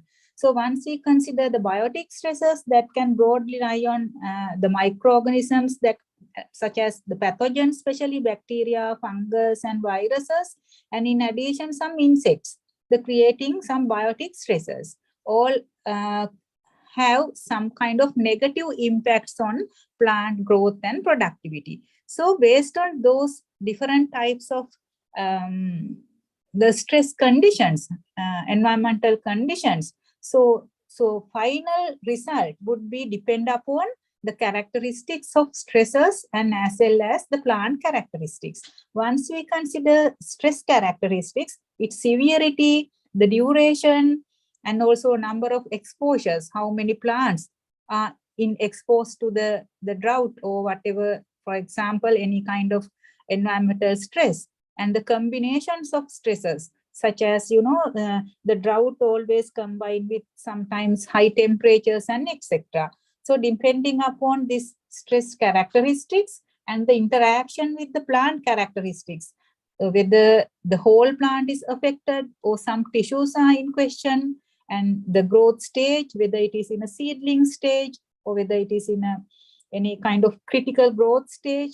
So that is also a factor to consider once the results is depend upon all these factors. And also the genotype, that is much more important, because always we are the breeding purposes, we are basically focused on the resistant varieties. So whether the genotype is resistant or susceptible, again, the much more the consideration to against environmental stresses.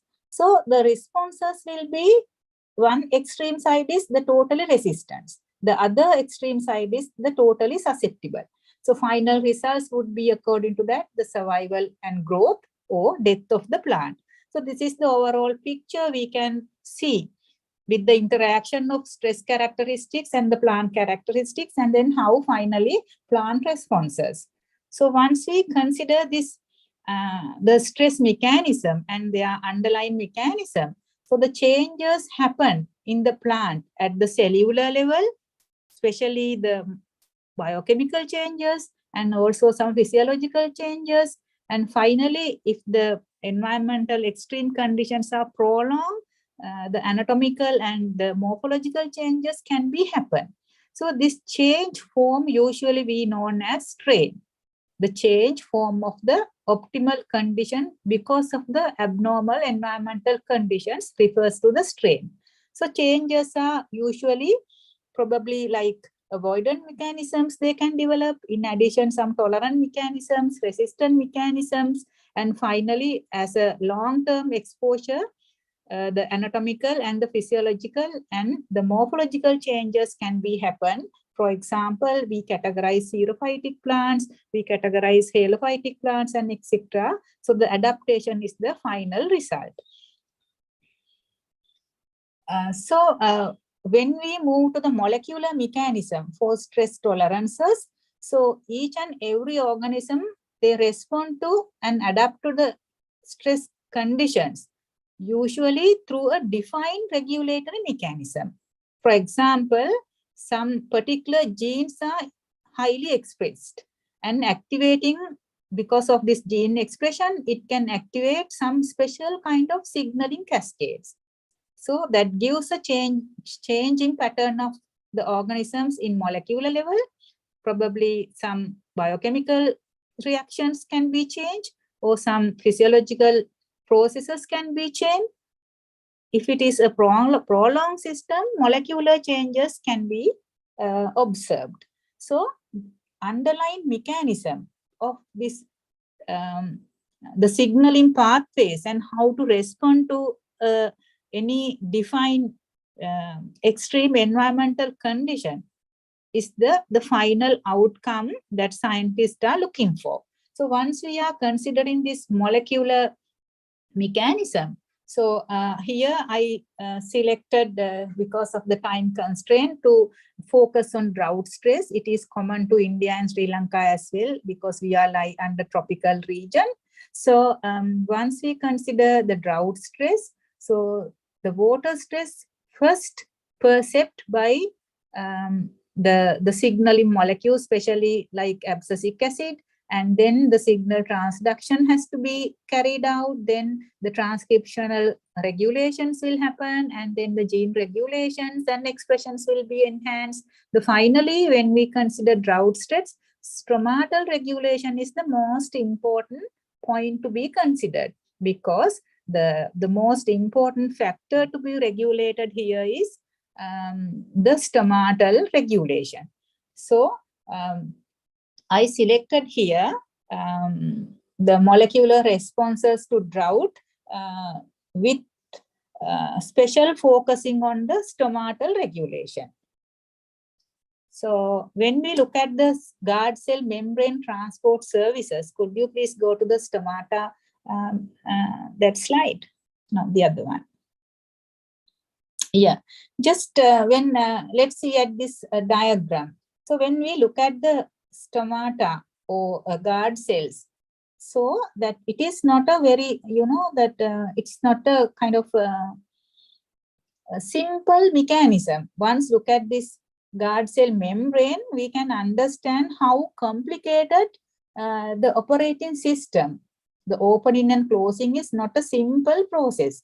It has been controlled or regulated by so many transport services. For example, the opening of stomata, once we look at the opening side in the left-hand side, we can see the inward rectifying channels of calcium ions and the water channels, and outward, the blocking of outward channels of potassium ions, and also blocking of inward rectifying calcium channels, and so on. Some channels needed ATP and some channels not needed ATP, and likewise, it's a very complicated regulatory mechanism through different transport services. And at the same time, the vacuole also operated in the same manner, like activating different types of ion channels. So the closing also similar. The calcium is the most responsible ion in closing stomata. So once we consider the drought, so the closing of stomata mainly depend upon the calcium regulation. So when we consider calcium regulation, there are many important calcium transport pathways. Next slide. And also calcium sensors responsible for this type of calcium regulation, specifically calcium dependent protein kinases, and then calcineurin B-like that we call CBL or CIPK, and calmodulin like other calcium sensors are important in controlling calcium channels, especially with respect to closing of stomata. So once we consider this calcium, different calcium sensors, calcium dependent protein kinases are really interesting to see. So next slide. So once we consider calcium dependent protein kinases, there are 34 species of calcium dependent protein kinases. There are 34 CPKs, belongs to 4 subcategories. So usually CDPK groups, the calcium sensors only find in green plants and some the protistas only, not in the animals. So it is really interesting to see having such a high number of CDPKs to control and regulate calcium regulation with respect to different kind of environmental deviations is really questionable, and really interesting to look at this matter and how and why the reason of having such a high number of CDPKs. So here I just selected one example, CDPK8, and its involvement of the drought underlying mechanism with respect to drought, and how we can use our different types of experiments to elucidate the signaling pathway to find out how the calcium signaling and how the signaling cascade is involved in closing stomata, and how the underlying mechanism operates with respect to final outcome, that is closing of stomata as an adaptive mechanism to control water loss and survive under drought condition. Next slide. Next slide, please. So just look at the next slide. So here you can see that I selected calcium dependent protein kinase 8 according to the CPK groups. There are 34, as I said. Here I selected CPK8 just to share with you my experiences, then how we can elucidate a pathway of a kind of underlying mechanism of drought responses, and then what is the usage of elucidating or exploring this type of pathways, and then how can we apply it in our field level.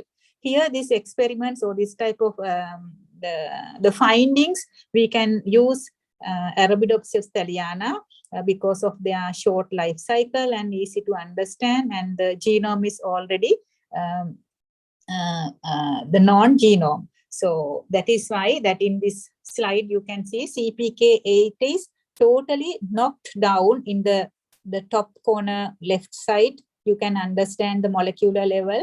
The COL means the ecotype Columbia, Arabidopsis thaliana, wild type Columbia. So it is having the CPK8 gene, but in the knockout mutant, it is totally absent. So in the right side with the bands, you can see with the progress of drought, 0 hours, 3 hours, and 6 hours, I just to show you. So the expression level of the CPK8 gene is increased.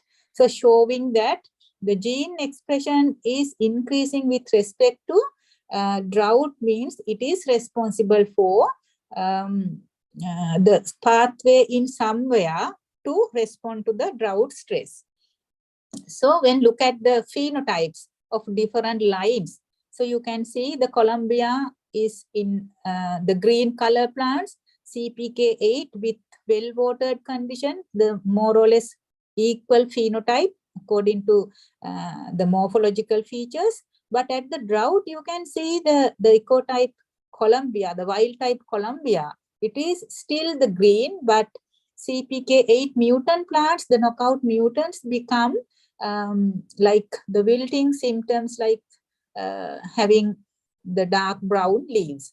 But after rewatering, the wild type becomes normal, and the CPK8 still showing some brown color leaves. So that means somewhere in the drought response mechanism, that the CPK8 gene is involved in the molecular mechanism. So this is the first expression, or this is the first insight, that when we are exploring a underlying mechanism, molecular mechanism.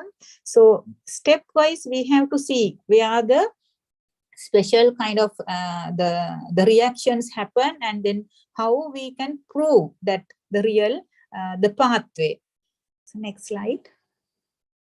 So then so we don't know actually which part this gene is expressing, whether it is in the leaves or whether it is in the root system to respond to drought. So sometimes it can be in somewhere else in the signaling pathway. So first of all, we have to initiate somewhere to find out whether this gene is expressed in really in the root or in the leaves or in any other kind of special place in the plant organ to respond to the drought stress. So that GUS expression with the construction of GUS with CPK8 gene shows it is present in the seedlings, and also it is present in the flowers of the Arabidopsis and also in the leaves.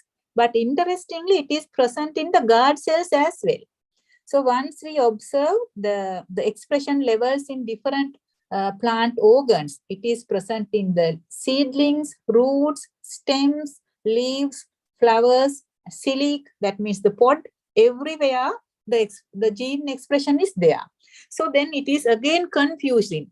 If it is root also there, so probably the regulation of drought responses through the root, probably through the stomatal regulation. So again, it is confusing. So then we have to do kind of trial and error experiments to find out the exact place. So just comparisons are very much important, especially the construction of different lines in such experiments. Especially always we have to keep wild type plant as a control, and then the knockout plant is to get the real knockout gene, how the responses happen, and also we can create the overexpression lines as well as the complementary lines, that is removing gene and inserting again the gene. Otherwise, in the field level, once we are going to insert this type of genes to a crop plants, so if it is not compatible, so then it is no use of doing that type of fundamental research. So therefore, we have to generate knockout mutants, overexpression lines, and as well as complementary lines. Next slide, please. So here you can see that type of the constructions in the left side first diagram, the expression of CPK8 gene in different lines, ecotype Columbia, that is the control one, the wild type, then the knockout mutant, completely CPK8 gene is deleted. Then the overexpression two lines are there, OE1 and OE2, that the highly expressed the CPK8 gene, and the OE1, 2, 3, there are three overexpression lines and the one complementary line. So once we look at the seedlings, at the 6-day-old seedlings, all seedlings are more or less similar. That means the overexpression didn't give any kind of morphological differences at the well-watered condition. So after 19 days, the plants imposed drought. So we can see the knockout mutants almost in totally wilted stage, and the overexpression line still in the green. So after 21 days, still the plants are in almost all plants are in the wilting stage except the overexpression line.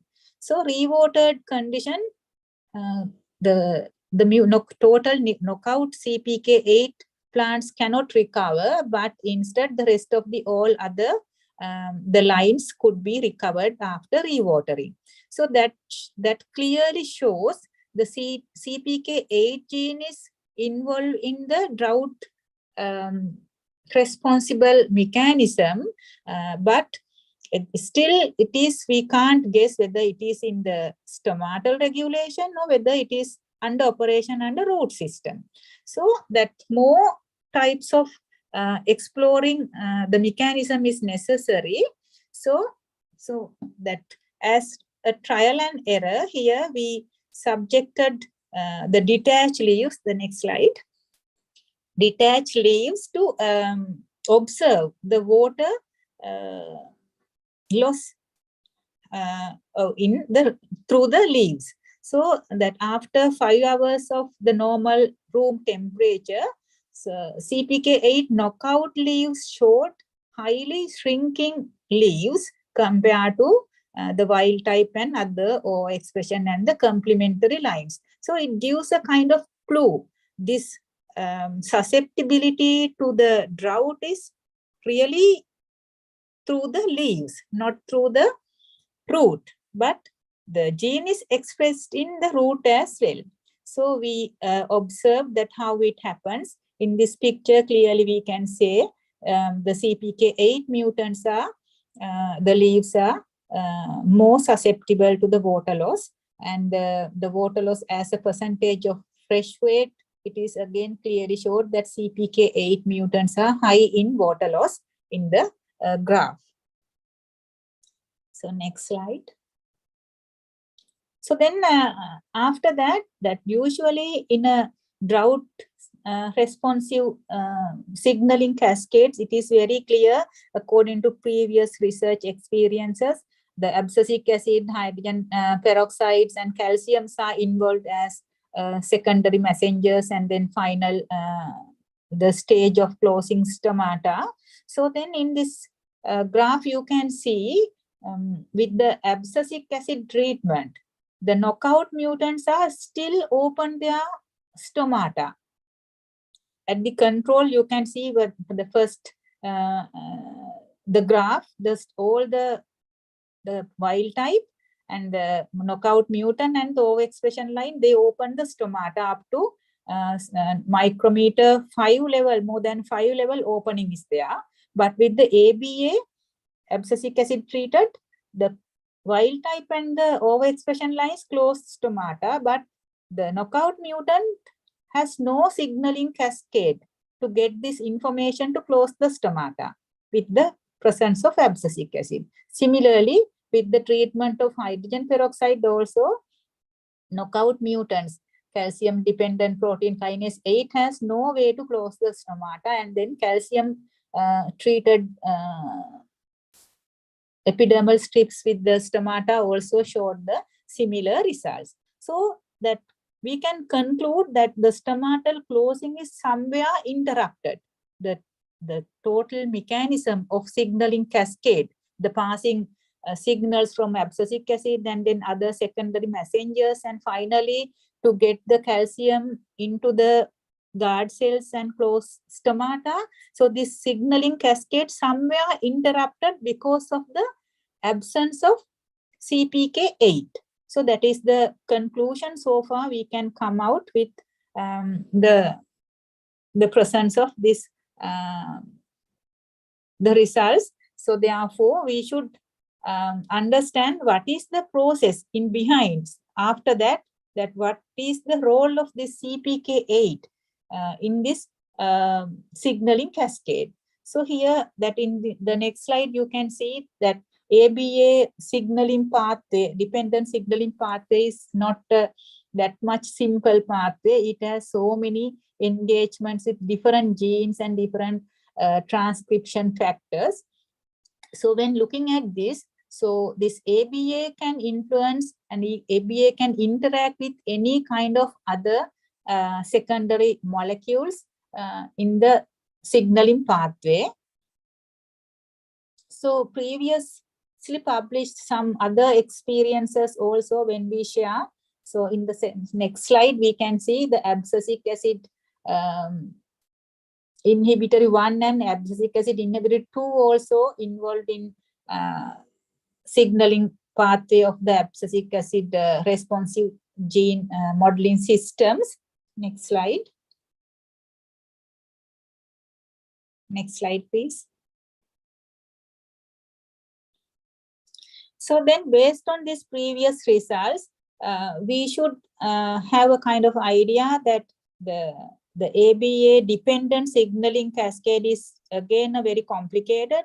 So within somewhere the CPK should be there. CPK8 should be there to transduce the signals from ABA and somewhere other in secondary messengers to close the stomata.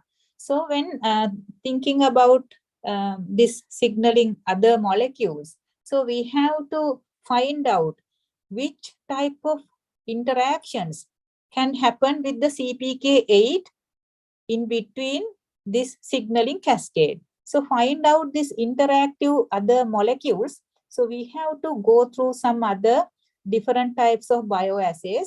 So yeast to hybrid assay is one of the commonly used that type of assay to understand protein-protein interaction. It's a very simple assay, and also there are so many pros and cons.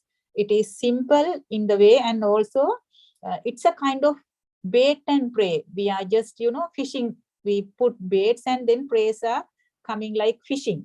So then we can use different types of selection medias like different amino acids. We can utilize. Next slide. To the yeast to hybrid assay. Next one.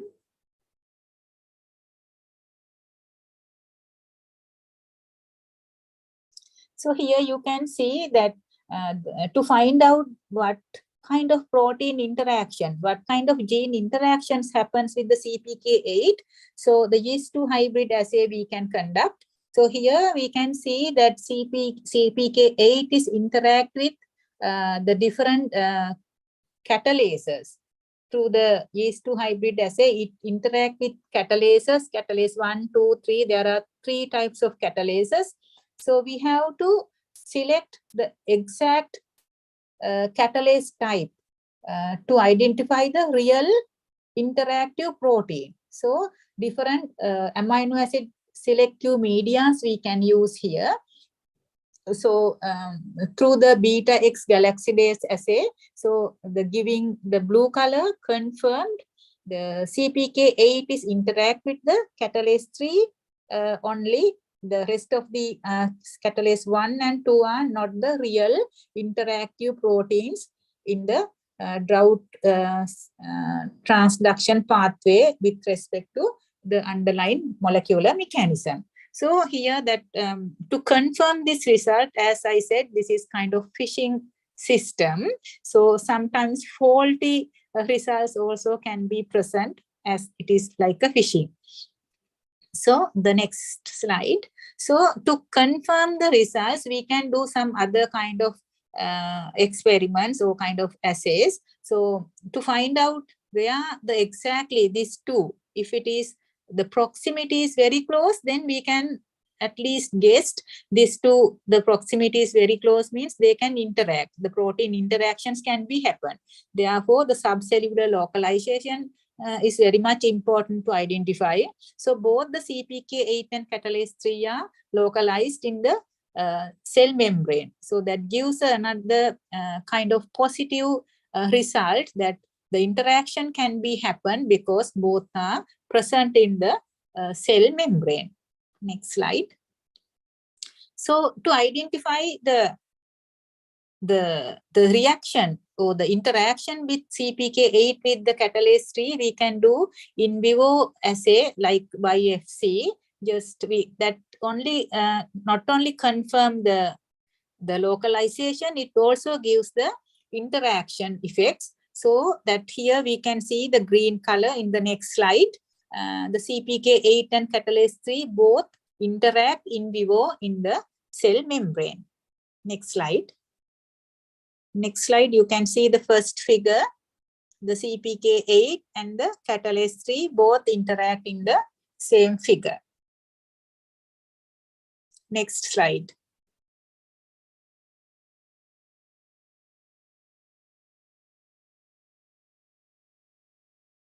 Next slide, please. Can you hear me?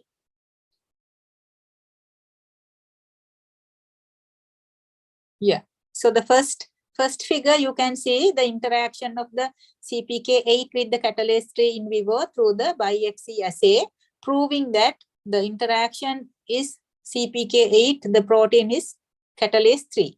So that gives a very positive interaction. Here you can see the protein interaction with different with different assays. First, A shows the yeast to hybrid assay, and the B shows the immuno kind of biology assay, and the C shows the BiFC assay to show the interaction and the localization both in the same figure. The next slide. Next slide, please. Yeah, here that to confirm this interaction, CPK8 with catalase 3, we can do different assays such as yeast to hybridization, immunobiological assay, and the BiFC assay. Here you can see all together. Next slide. Next slide, please.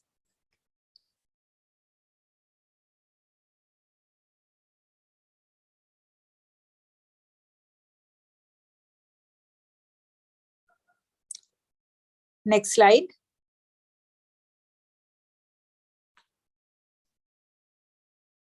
Can you hear me?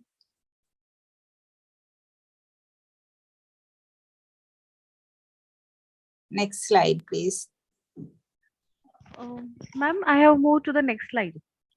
No, Histochemical localization. Histochemical localization. No, the of next drought- slide is like ABA-induced hydrogen peroxide production. Anyway, this is also okay now that the abscisic acid production and as well as the hydrogen peroxide production in both the mutant slides. You can see like the CPK8 mutant and also you go to that one. No? So here AB-induced hydrogen peroxide production we can monitor in the same intensity in the CPK8 mutant and the catalase 3 mutant as well.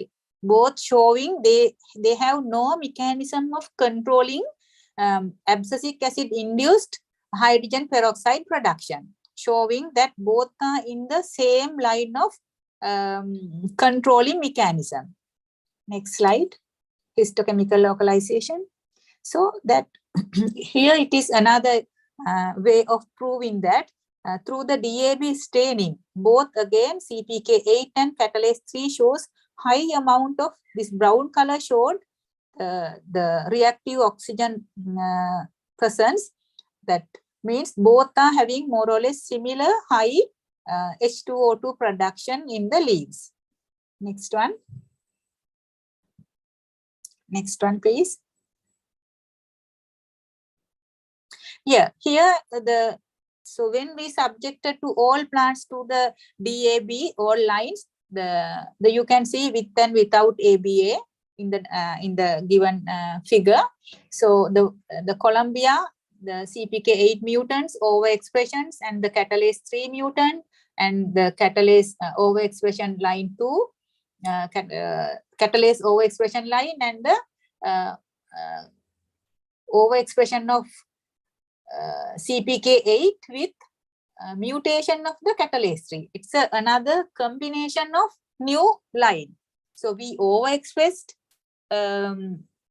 CPK8 and at the same time we knock out catalase 3 gene. So still you can see the abscisic acid is with the presence of abscisic acid, that plant also could not control the production of hydrogen peroxide. So it's really interesting now that both of these genes, CPK8 and catalase 3, is compulsory to regulate H2O2 production.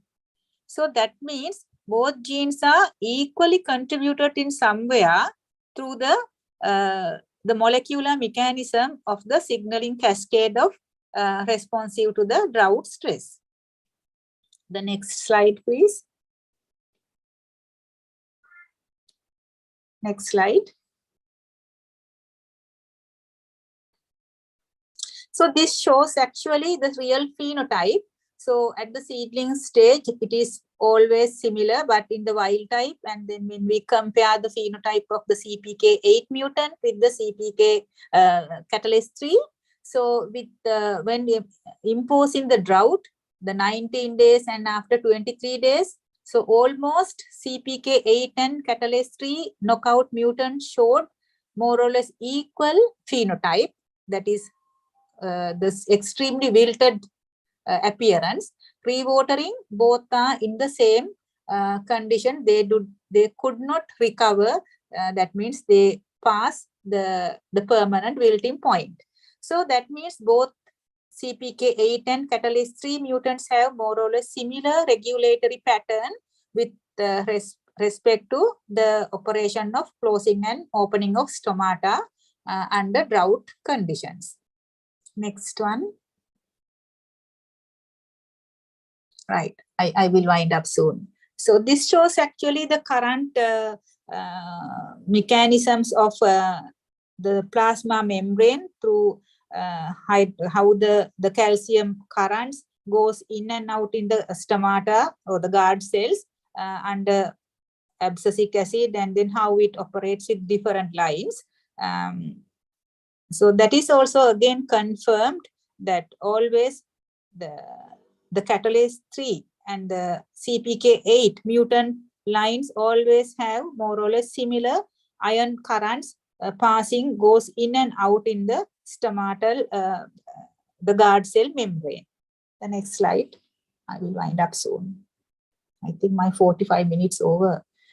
So here that based on all these results, we can figure out the signaling pathway, how the stomatal closure happens with respect to drought, and then what is the underlying molecular mechanism to explain this closing of stomata. Here I use CPK8 gene and its function to show, and as an example, because the field level we can generate the new resistant lines after identifying this type of new mechanisms, new signaling pathways. Then we can introduce to our crop plants to make genetically modified crop lines. So that when looking at this models, schematic model, how the CPK8 and the catalase 3 operating, you can see the drought-induced abscisic acid, the secondary messenger definitely,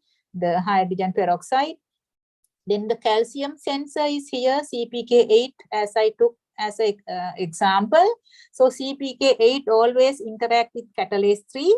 If catalase 3 is not there, that is why the H2O2 homeostasis is disrupted. That is why we can observe always through the DAB staining, high production of H2O2 in the leaves. So this should be the schematic model to explain the underlying mechanism of drought-induced the signaling cascade and how to operate stomatal closure.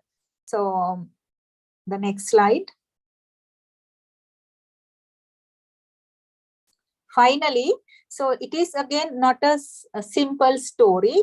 Here you can see that so many drought-tolerant mechanisms and engage in the ABA responsive, so many genes, and then some are really directly connect with drought and some are indirectly contributed, and different pathways, different signaling cascades, and so on. So that is why that molecular mechanism always defined to certain extent in different the species in defined way, but always we can utilize some model plants to explore and also elucidate new pathways that can be directly applied to our crop plants in the field level for the better breeding processes to cater to and to get a better results under frequently changing environmental stresses.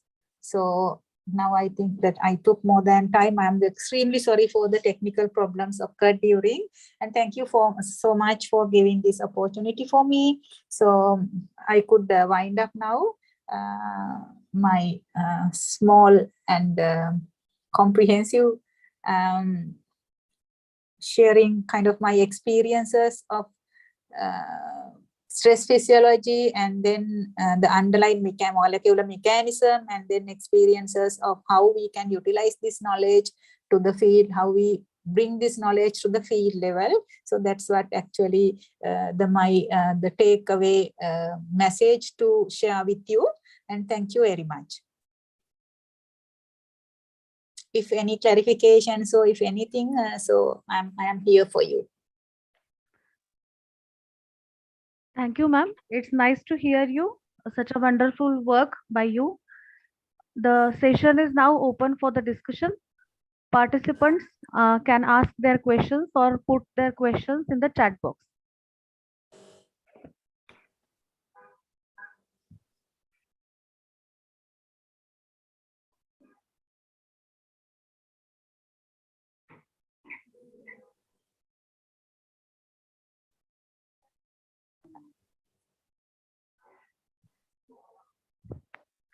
Is there any question from the participants?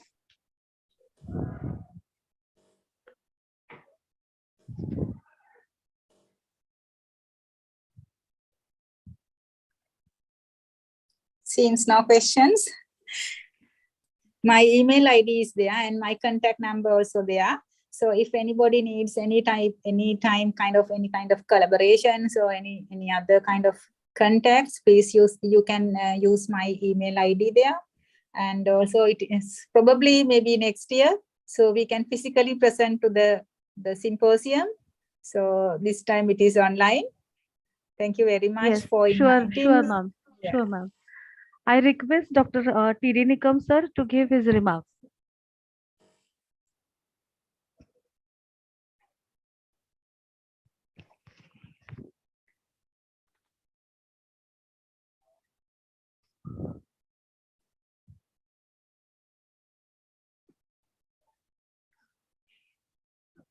I think sir is not online Not due to some reason. seems, Okay. yeah. It's a nice session by you, ma'am, on stress physiology and molecular mechanism for stress tolerance. You have talked on the several aspects of plant stresses like biotic stresses. Its a severity on the different plants, its duration, number of exposures, and combinations of stresses, especially the drought stress or the water stress. And I'm very much thankful, ma'am, to you for your resourceful lecture, and will be ready or willing to hear in the next future also. I'm also thankful to the today's chairperson, Dr. T.D. Nikam sir, and all the virtual participants present over here for this session. Thank you, one and all. Thank you very much. Thank you, ma'am. Now the session is over. Participants are requested to join for the oral and poster presentations. The link will be shared on the group soon.